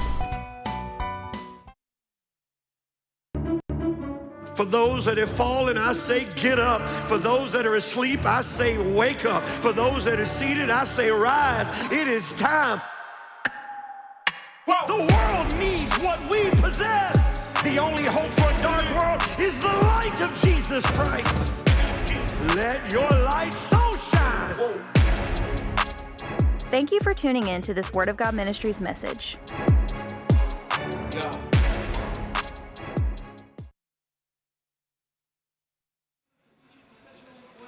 Welcome back inside George's Pond here at Hirsch Coliseum in Shreveport, Louisiana, where it is 4-2 in favor of the Oklahoma Warriors. Better period for the Mudbugs, but still not the score result that we are wanting tonight. Nonetheless, let's take a look at this game through 2 periods. Of course, shots-wise, Mudbugs lead that category through the second period, 10-6 in favor of the Bugs for the second period, and then overall, 23-21 in favor of the Bugs in terms of shots on goal. Scoring-wise, first period, back in the first period, rather. Johnny Burnt got the party started from Jeremiah Robinson, Grayson Gerhardt. And then, of course, from there, the Warriors force unanswered. John Kelly, Jackson Hone, Kyle Sorensen, and Jackson Hone once again got the goals going for the Warriors. That would be 4 unanswered. But here in the second period, Chase Zakrisky from Jeremiah Roberts and Johnny Burnt, one of the more top-producing lines this past weekend, actually, and probably even last weekend, depending on who you ask, cut the deficit, rather, down to 2. Penalties-wise, let's take a look at those. Benjamin Bertrand, unsportsmanlike conduct, or gross misconduct, and, of course, Everett James with a checking from behind minor. Rather, Everett James served the penalty for Bertrand, and then Nandor Polonia with a slashing minor at 8:06. William Francisco Perrant with a high-sticking minor at 4:04, and then Vincent DiUlio with a tripping minor that will keep the Warriors on 1:21. Power play, of course, for the Mudbugs. It's 1:21. First choice personnel penalty kill brought to you by our friends at First Choice Personnel. Goaltender-wise, Billy Susky for the Warriors, 21 of 23. And then for the Mudbugs, Tyler Hodges was pulled at the end of the first period. Made way for Ethan Phillips, 5 of 6. Okay, that's interesting. I don't know. Anyways, moving along here. That is all for this period recap. Now, ladies and gentlemen, it's time for your Graph Orthodontics second grade in-depth look around the world in sports. And firstly, let's take a look at the rest of the North American Hockey League, and really the rest of the South Division, as those are the only games on the North American Hockey League docket tonight. One game going final, the Ice Wolves, New Mexico. We'll see them next week here at George's Pond inside Hirsch Coliseum. 5-2 in favor of the Ice Wolves over the Odessa Jackalopes. Moving along here, Lone Star, they lead against the Corpus Christi Ice Rays 4-2. That game just getting underway in the third period there. And, of course, El Paso and Amarillo. Amarillo leads that one 4-2. That game also in the second intermission. And, of course, here in Shreveport, it is 4-2 in favor of the Oklahoma Warriors. Moving along to the rest of the sporting world. let's firstly take a look at some college football action. Firstly, the game that people here in Louisiana, and well, I say most of the Arklatex, let's be honest, the Arklatex. LSU 14-7 over the Houston Cougars in the Texas Bowl at the end of the first quarter. An excellent play from the Fighting Tigers of LSU. Let's take a look at some of those scoring drives, I should add. Martin Van Buren has done excellent tonight. 23 yards in terms of 23 passing yards. Tradez Green with 23 yards on the night with 1 touchdown, as well as Berrien Brown with 1 passing touchdown on the night. That leads 14-7 in favor of the Fighting Tigers from LSU. Moving along here, Virginia 13-7 over Missouri. That game of the fourth quarter. Then moving forward here, North Texas 49 and San Diego State, wow, 47. They came back last intermission when I mentioned that score. They were down, but 49-47, good stuff there, but not full comeback. Moving along here, Fresno State defeats Miami of Ohio 18-3. ECU defeats Pitt in the Go Bowling Military Bowl. And, of course, in the Pinstripe Bowl, Penn State defeats Clemson. And like I mentioned earlier, back in the last intermission, saw a joke somewhere that if you would have had to predict Penn State and Clemson in a bowl, you were right. Just not in the bowl that either team wanted. But moving along here, in the Fenway Bowl, Army took down UConn 41-16. And then, what I like to think, and what many people in the college football world like to think, the People's National Champions, BYU, took down Georgia Tech, the Ramblin' Wreck from Georgia Tech, 25-21. And, of course, the Pop-Tarts of choice was cookies and cream as well as strawberry. Cookies and cream was my personal choice. Nonetheless, let's take a look at some NHL scores, and we'll get you back to Chet Yoder and Zach Grant for third period action. Blues 3, Predators 1, Blackhawks and Stars tied all up at 2, Kings 4, Ducks nothing. Some games going final earlier in the night. Lightning and Panthers ended 4-2 in favor of the Tampa Bay Lightning. Overtime game, Capitals defeat the Devils 4-3. Hurricanes 5, Red Wings 2, Wild 4, Jets 3 in overtime. Then, of course, in New York, the Islanders of Long Island take down the Rangers 2-0. And in the NFL, 27-17 in favor of the Ravens of Baltimore. And, of course, the Texans take down the Chargers. Here in Shreveport, however, it is 4-2 in favor of the Oklahoma Warriors. Of course, when we come back, it'll be Chet Yoder and Zach Grant on the call. Minute and 21, first choice personnel, penalty kill for the Mudbugs. You're listening to Shreveport Mudbugs Hockey here on NATV and the Mudbugs Audio Network.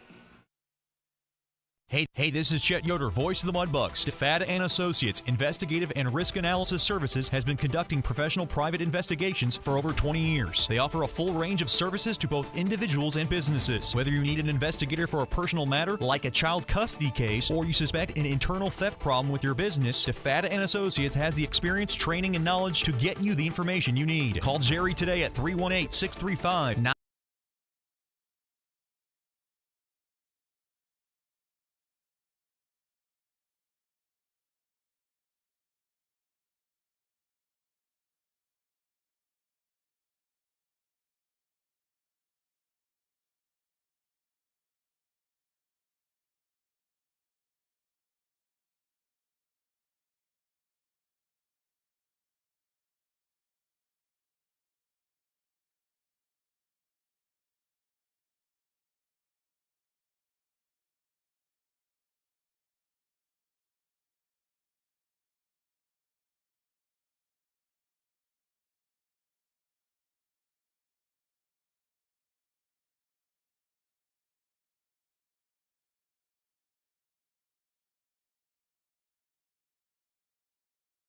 Sterling Dental Center is a proud partner of the Shreveport Mudbugs. I'm Dr. Emil Janu, and my experienced staff and I will handle all your dental needs, from routine cleanings, x-rays, cavities, toothaches, and more, with the best and safest treatment out there. We are a family here at Sterling Dental Center, and we treat our patients like family. We welcome many forms of insurance. Come get your next dental appointment at Sterling Dental Center in Shreveport by calling 318-688-1040 or logging on to sterlingdentalshreveport.com.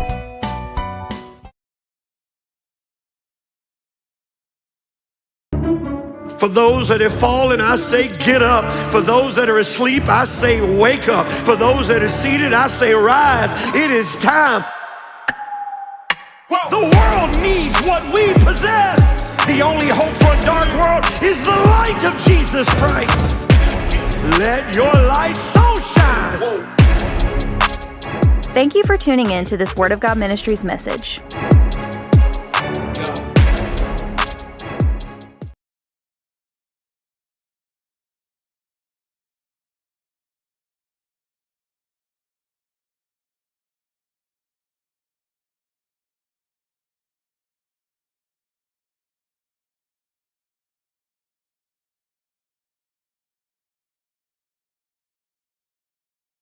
that last goal, and that's been the big thing. They're clawing their way back, now down only by 2.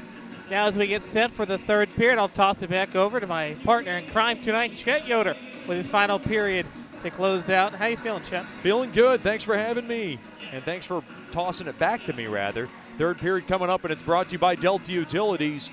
You know what's below. Call 811 to locate buried utilities at least 2 days before digging into any project. We're so glad to have you with us. Mudbugs trailing this contest 4-2. And a reminder, Mudbugs fans, next weekend it'll be the Zach Grant broadcast, and he'll bring you Mudbugs and the New Mexico Ice Wolves next Friday and Saturday night. Get your tickets by giving us a call at 318-636-7094 or by logging on to mudbugshockey.com. If you want to celebrate next birthday party at George's Pond, you can. When's your birthday, Zach? When's your birthday? November 3rd. Okay, so we'll have to wait till next season for you. We missed it. But we got private ice time, private party rooms are available. Give us a call at 318-636-7094 and celebrate your next birthday party at George's Pond in Hirsch Coliseum. Ethan Phillips was sharp when he needed to be, and he kept him off the board in the second. Shots on goal overall in favor of the Bugs, 23-21. They trail this contest 4-2.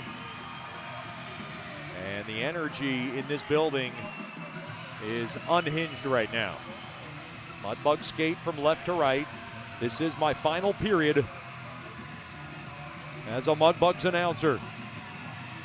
Ready to toss the reins on over to Zach, and it's been really quite a pleasure to be able to work with you, Zach, these last couple of weeks. Of course, you came in for a visit last month, and we were able to talk. It's been great knowing you, and I'm sure I'll be in contact with you moving forward as we get through this season. But, boy, it's been a lot of fun, and I hope that you welcome Zach in with open arms and give him everything he needs and give him all the love and support you gave me as a broadcaster for almost 10 years. And so I appreciate all the love and support, and I'll do my thank yous probably at the end of the broadcast. DeLulio's got a $121 to get rid of.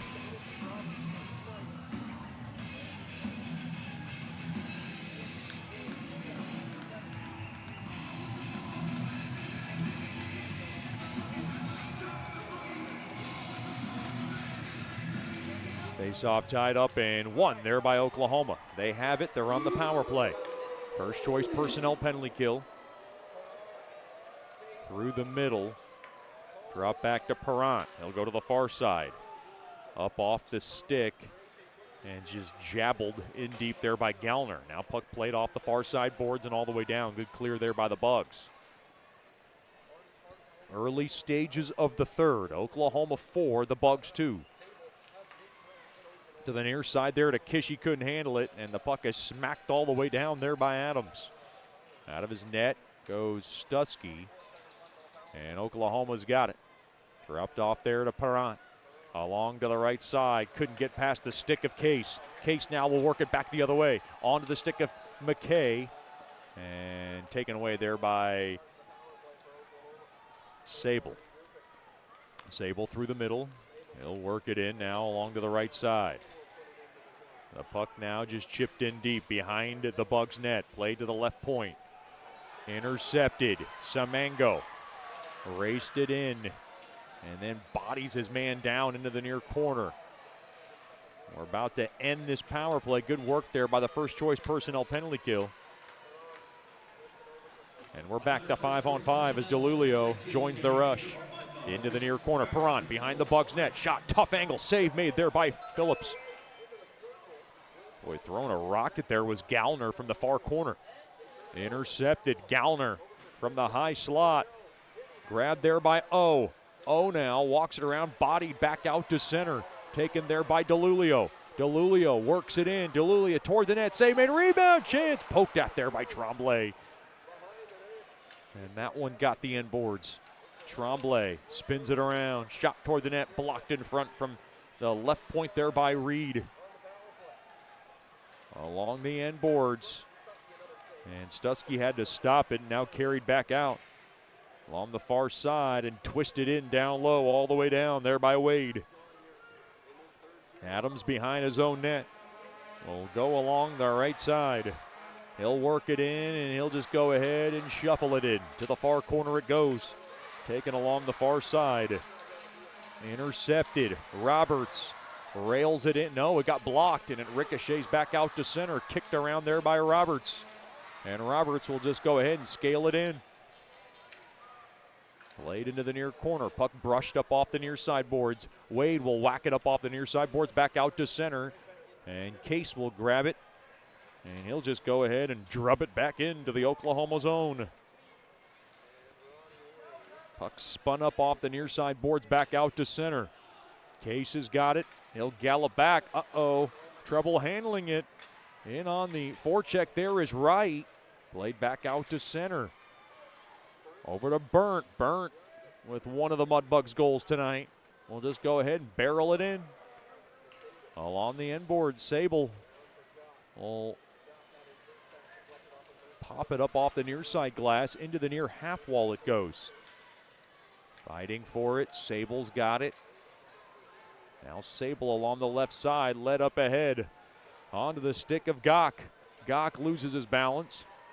Up off the stick, and Case has had it. Case to the near side there to Hoagland. Far side there to McKay, back to Hoagland. Right side, he gains his own, worked in. Into the near corner it goes.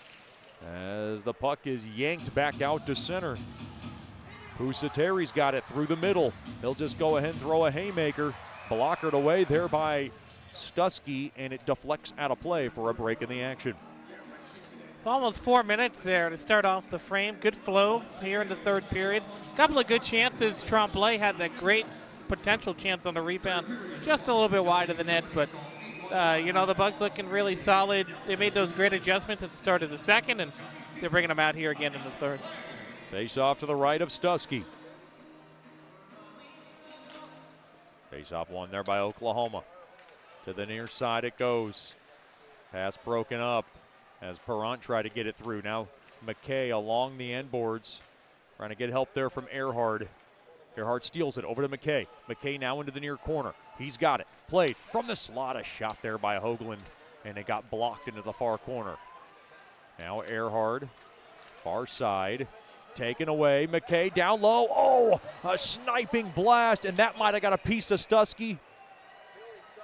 Boy, that was a high riser from Hoagland. And the interesting part for Oklahoma is they have an E-bug. That's Michael Lane if Stuskey cannot continue. Looks to be all right. I got the wind knocked out of him. Yeah, he's had a great night tonight between the pipes.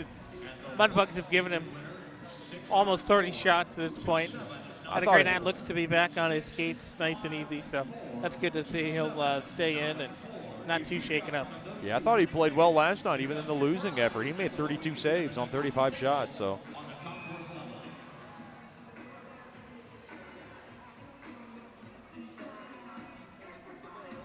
Face off, left wing circle, one there by Oklahoma.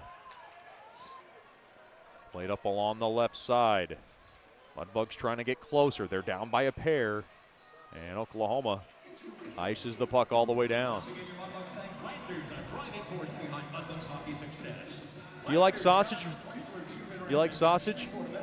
No, but I'm sure I'll learn to love it. Well, whether you're grilling outdoors, looking for some hearty and flavorful sausage for breakfast, or preparing a gumbo platter, Down Home Meats has the perfect sausage for all occasions. So we're going to have to get Zach on over to Down Home Meats and get him some of that good natural casing of some old school smoke-flavored sausage. You haven't had sausage till you're in the South, Zach. Played back out to center. Oklahoma's got it. Along the right side, intercepted. Good job there by Adams defensively. Far side there to Semengo. Semengo now will saddle it into the near corner. Played up off the near side boards, now to the point. Puck deflects into the near corner. Griner tied up there. Now Simon's in that scrum as well. Grabbed there by Luger. Luger's got it. Far side. Cross ice. To the left side, up off the stick of Adams. To the near side there to Adams. Adams has got it. Adams now through the middle. He'll just go ahead and knuckle it up off the near side boards, back out to center. Now along the left side, worked back in. A backhander goes wide of Phillips. Now a far half wall shot there by Martin got blocked. Mudbugs trying to put some more chances together here. Here comes Wolf Talby on the breakout along to the right side. Kind of fumbled it around a little bit, and O's got it. O will drill it all the way down the length of the ice. It'll be icing. Oh, wow, I thought Oklahoma beat that out. That was close, Zach. Coming in there was right. I say it has not been an easy night at the office for the linesmen here today. He had a couple of bing-bang offsides, and that is about as close as I think I've ever seen hybrid icing, ever. Very close, yeah. All the way down, this faceoff will come into the Oklahoma zone.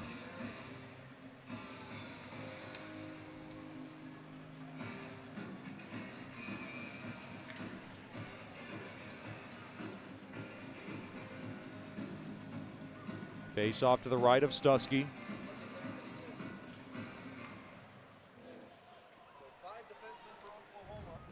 Looks like the Warriors have lost Bertrand for the game.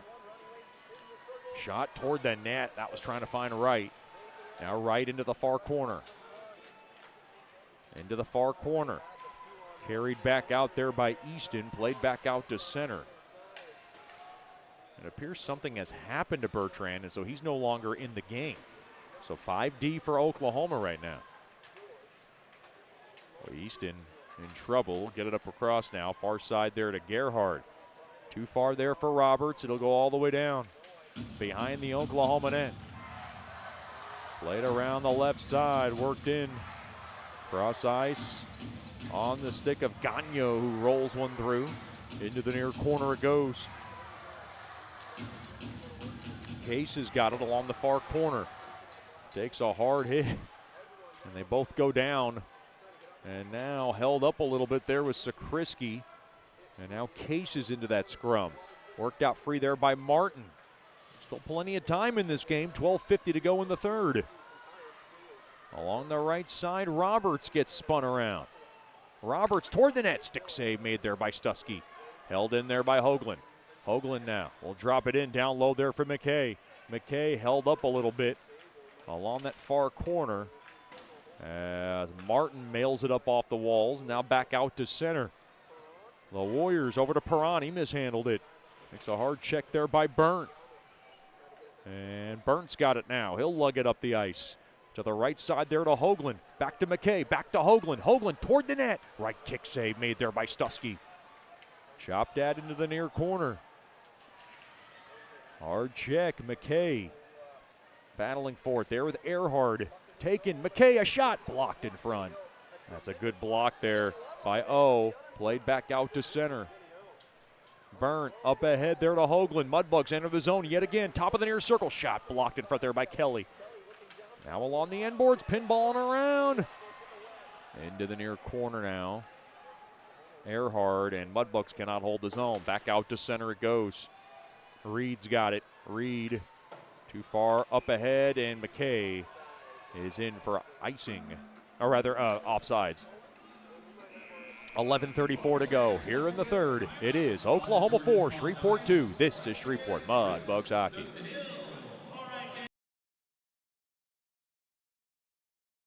Hey, this is Chet Yoder, voice of the Mudbugs. DeFada and Associates Investigative and Risk Analysis Services has been conducting professional private investigations for over 20 years. They offer a full range of services to both individuals and businesses. Whether you need an investigator for a personal matter like a child custody case or you suspect an internal theft problem with your business, DeFada and Associates has the experience, training, and knowledge to get you the information you need. Call Jerry today at 318-635-9944 to talk about your case or visit them online at defadapi.com.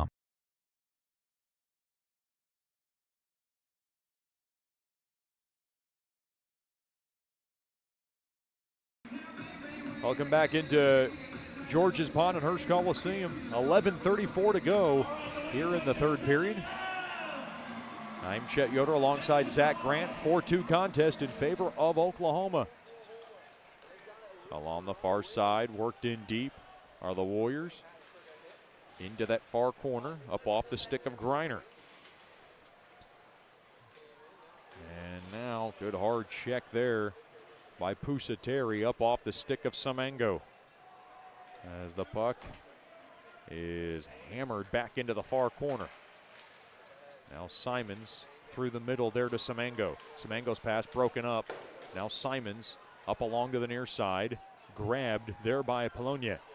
Polonye up ahead, and he slides it all the way down for icing on the Bugs. 10:56 remaining now here in the third.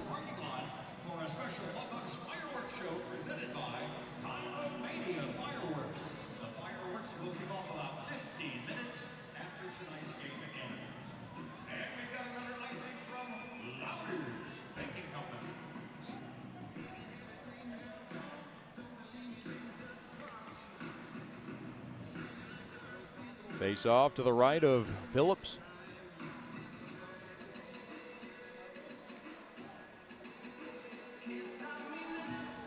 Face off one there by the Bugs. Polonye pulverizes up off the far side boards. And now Pusateri along the near side, played back out to center. And now back into the Mudbug zone though. Worked in up off the back heel, and now from the high slot a shot gloved down there by Phillips. A high riser there by O.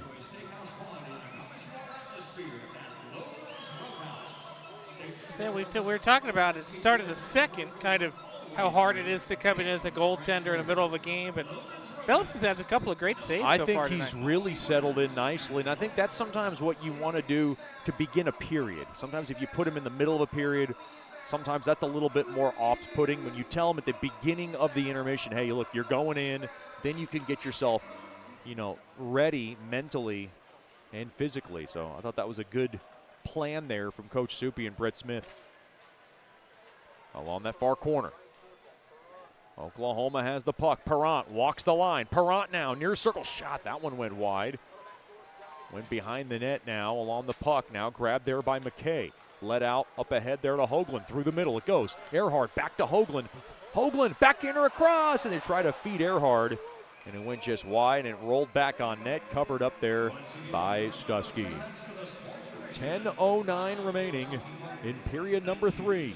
The score is 4-2 in favor of the Warriors. That's really where you run the risk with that extra pass there.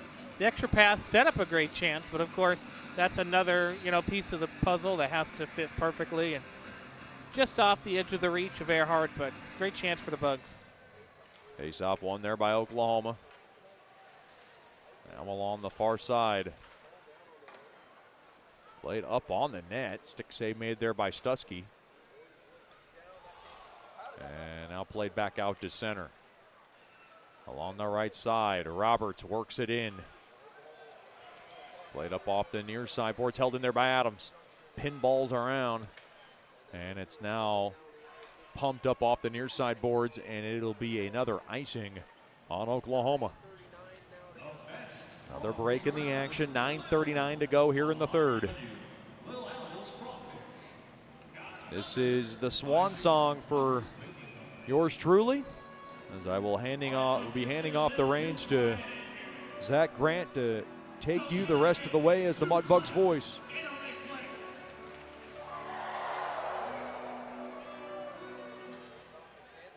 And Sable's got it. Far side, up off the stick. Now the puck rolls on net, covered up there by Stusky, and he will hold on to it again.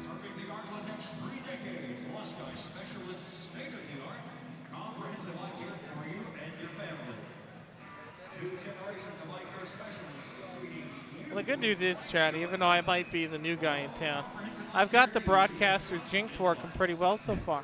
I talk about flow, and then we get, a few icing calls, but, right. We'll get to it. Yeah. You got to work through those kinks. Face off one there by Oklahoma. Now along the end boards, behind the Oklahoma net. Now the puck skewed Up ahead, and now Burnt's got it. Burnt will take it all the way back. Give it on over to Earhart. Earhart now through the middle. Earhart works it in, and he comes in offsides. Down to 9:07 remaining here in the third. Want to remind our Mudbugs fans that Mudbugs hockey tonight is brought to you by North Caddo Express Lube and Vivian, offering oil changes, inspection stickers, transmission services, vehicle and key fob batteries. Mention the discount code MUDBUGS25 and get 10% off your next service.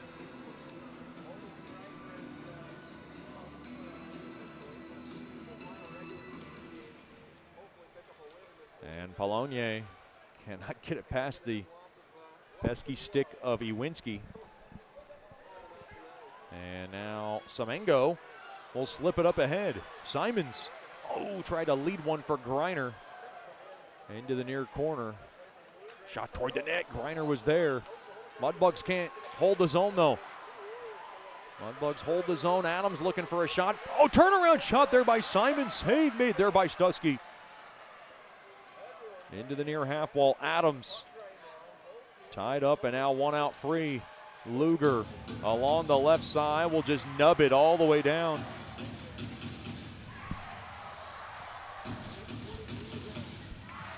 We're down to 8:20 remaining here in the third. Mudbugs still down by a pair. Puck rolls on net, and now he wants to cover it up. That's Phillips.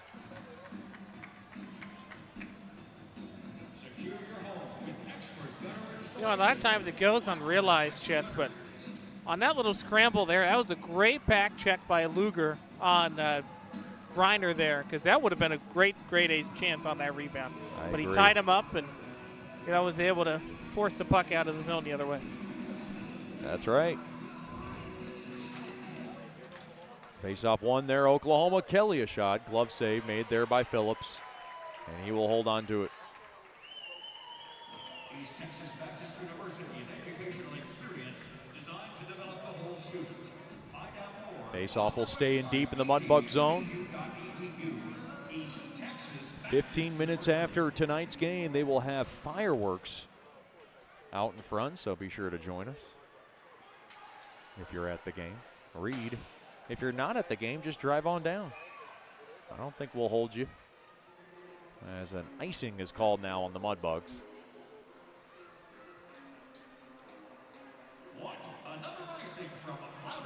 Mudbugs will be on the road for the next 5 out of the next 6 weeks after next weekend. So Zach Grant, get used to the bus. A lot of long bus rides. Hopefully you got a good blanket comforter to pack. You'll need that for the bus. Maybe some Lysol spray too, Gets a little greasy in there, you know what I mean? And I'm just talking about Coach Soupy. Along the end boards. Grabbed there by Gach. Through the middle. Up ahead. Kicked around. Roberts has got it toward the net. That one shot wide. Right back out to center. Far half boards. The puck just barreled back in to the Oklahoma zone, and another whistle and an icing on the Bugs.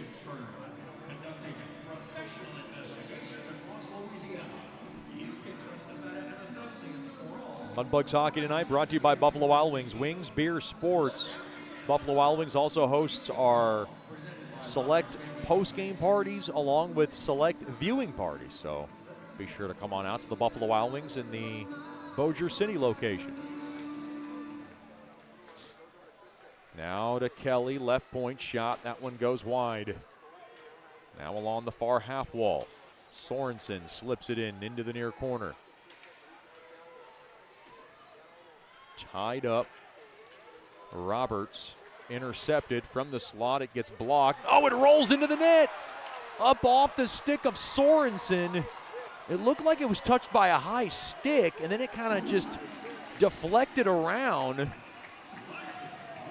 and went into the net. And now they're waving it off. It was touched by a high Yeah, stick. played down with a high stick. Bucks Yeah. catch a break there. Keeps it a 2-goal game. That was a weird bounce off the rebound anyway, but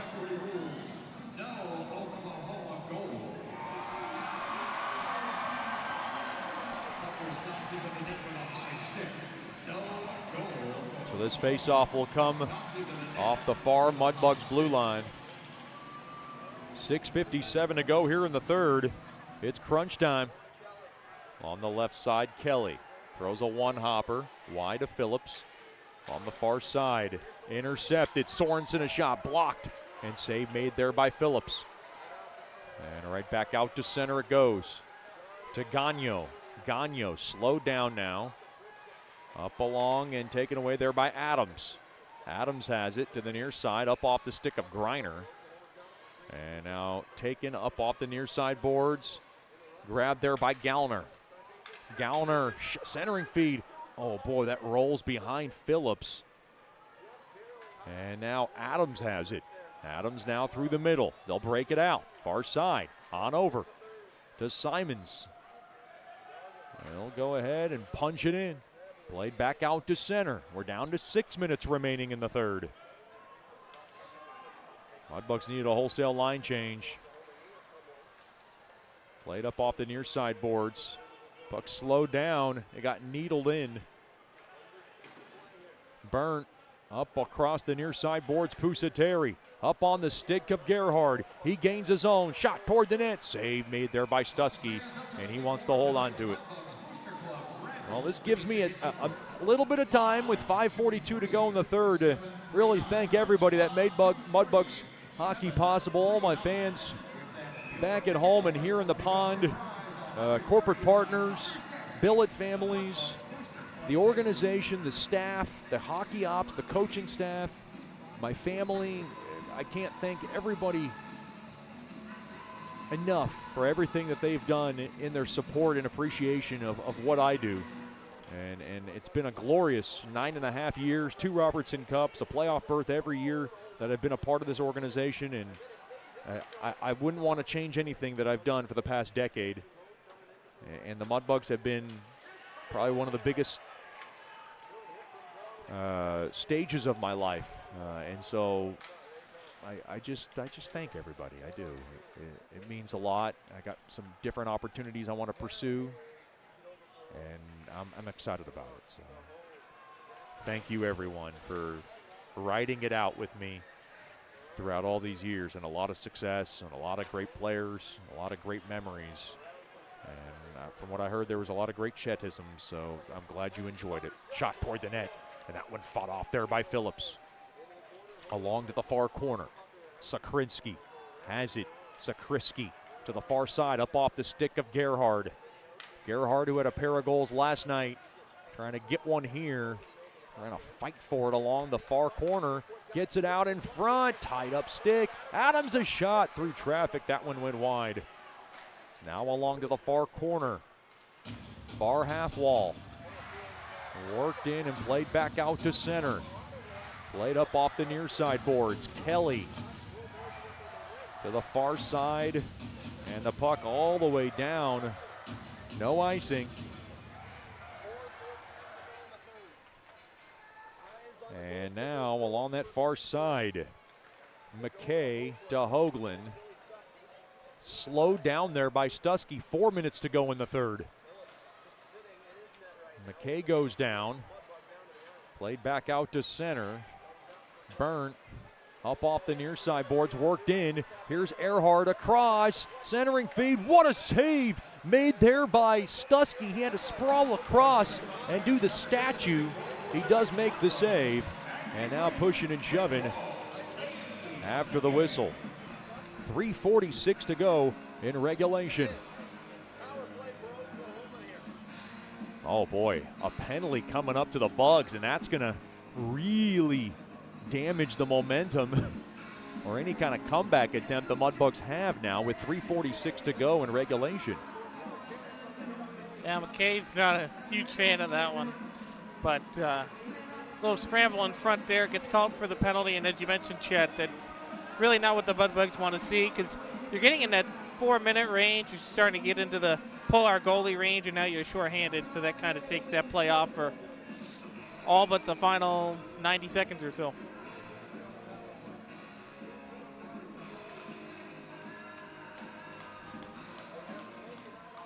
Face off. Going to do it again.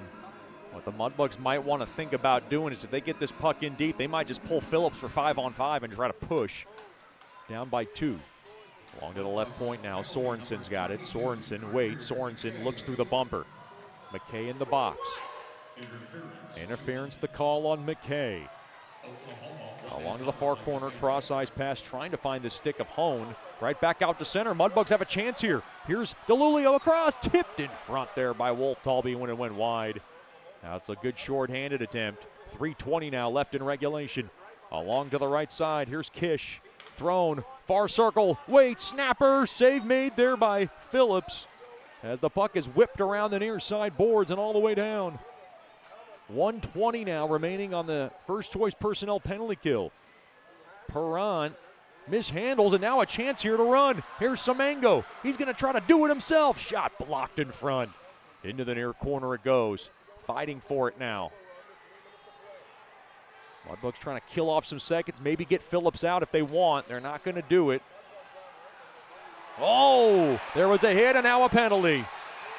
Semengo draws it. There was a lot going on in that near corner from O, and now the Mudbugs have a little life with 2:42 to go in the third. A careless penalty from O. That was a good observation there by the referee. You know, when you only have one referee out there, sometimes a lot of stuff like that gets missed, but that is a huge penalty right there. And really, it's tough for Oklahoma. You have all the momentum your way. You got the power play, which, of course, again, as we mentioned, doesn't allow Phillips to come out. Now you're 4-on-4, and then a short power play for the Mudbugs, and it looks like Phillips is just going to head to the bench now for the extra skater. It was interesting here. There's the timeout from Coach Suppi. He was trying to get a play in without calling a timeout, and then he decided, okay, let me see who they're going to throw out there, and now let me call the timeout. So we'll keep it here. Down by a pair with 2:42 to go in regulation.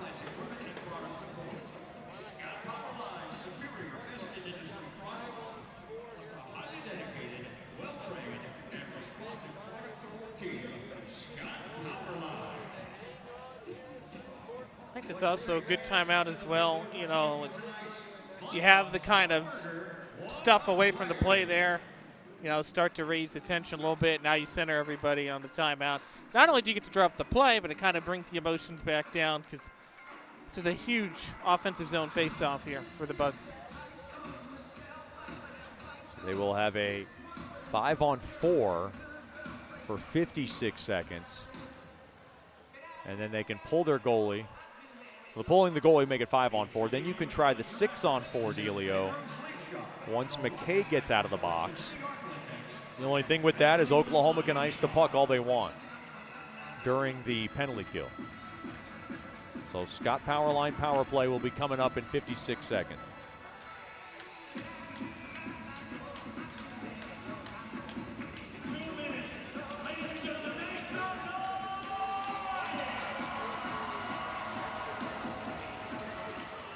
Face off one there by Oklahoma.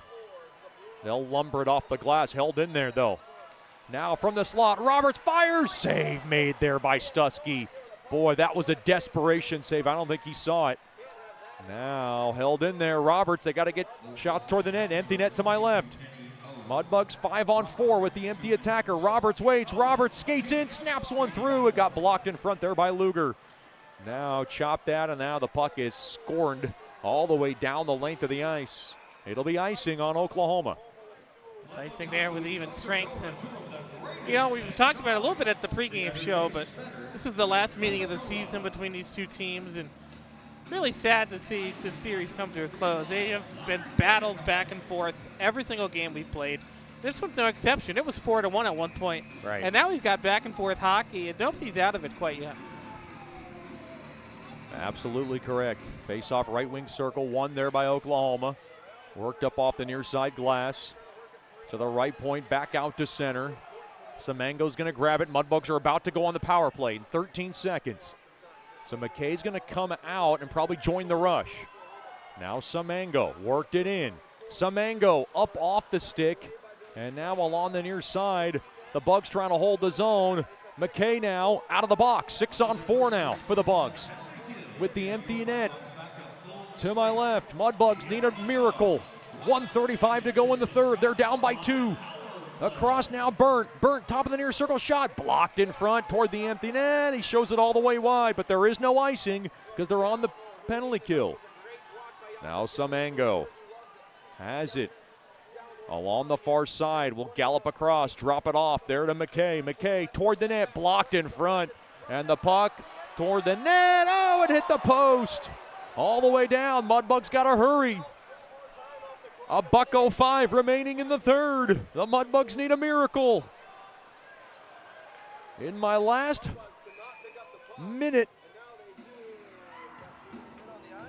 Oh, no. Too many men again, it looks like. It's like too many men. Is that on the Mudbugs? They got caught yesterday in this scenario. And they did. And Scott Musket wasn't exactly a fan of that call either. Well, yeah, that's what's now this time. Well, he was going to call too many men, and then it looks like they talked him out of it. They talked him out of it. They'll just keep the empty net with a minute remaining at center ice. Mudbugs trying to at least make this interesting. They'll have to get a goal quickly here. They need 2 in 60 seconds. Adams to Gerhard, worked in deep, slowed down now, played up off the near side boards.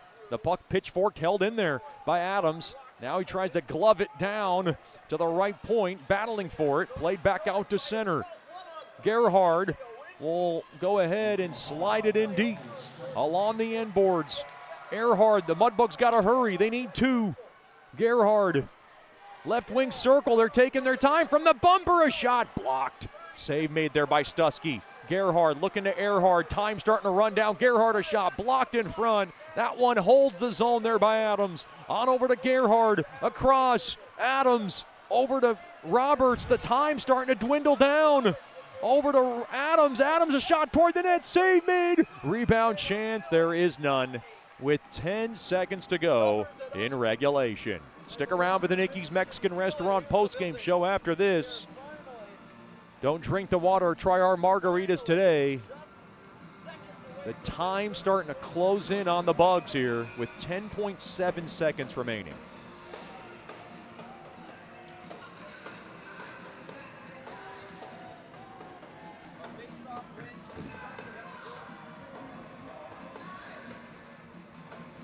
Face-off tied up and taken there by Case. Turnaround shot, a backhander toward the net. Rebound chance. The net comes off with 4 seconds remaining. Oh, a big hit. And now Stusky gets his right hand in there. There was a lot of contact between Tremblay and Stusky. Boy, a lot going on there in the final seconds. Someone's got to hold back Tremblay. Hey, Tremblay's got to be careful. He almost punched the lines, but don't want to do that. Yeah, you don't want to do that. Yeah, he's gone. It looked like Stusky was getting frisky as well.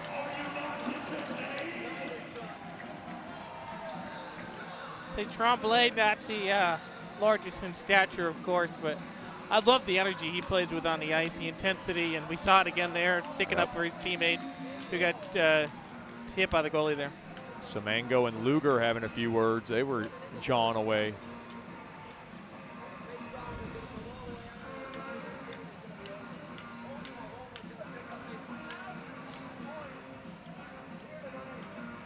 Looks like Oklahoma's going to get a power play. Not that it matters with 4 seconds left. Yeah, right. Inconsequential at this point. Of course, Phillips will have to go back in net. Yep. Oh, he doesn't have to, but he will.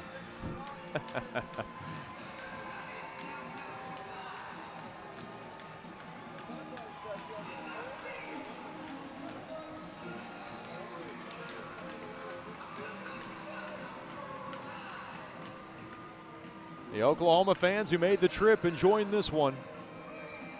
They paid a good amount for those suites.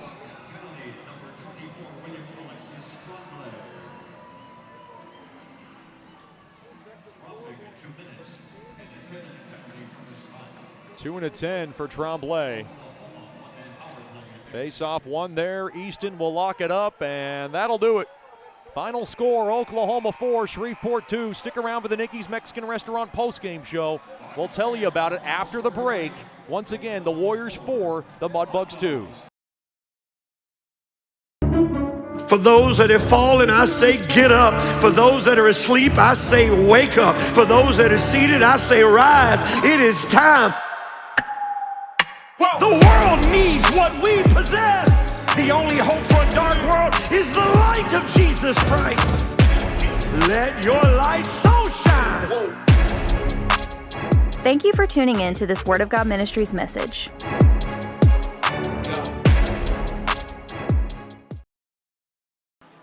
Welcome back into George's Pond and Hurst Coliseum. Nicky's Mexican Restaurant postgame show. We'll wrap it up real quick. 4-2 final for Oklahoma. Boy, that 4-goal onslaught in the first period, just something they just could not overcome, Zach. Absolutely. You know, no matter how well you're playing, it's hard to overcome 4 goals. And, you know, it just flips the momentum totally. They did a good job making those adjustments in the second period. Got a goal back. Made it 4-2. Had a great fight at the end as well, but just unable to do it. But they put up the graphic here. 38 shots in the game for the Mudbugs.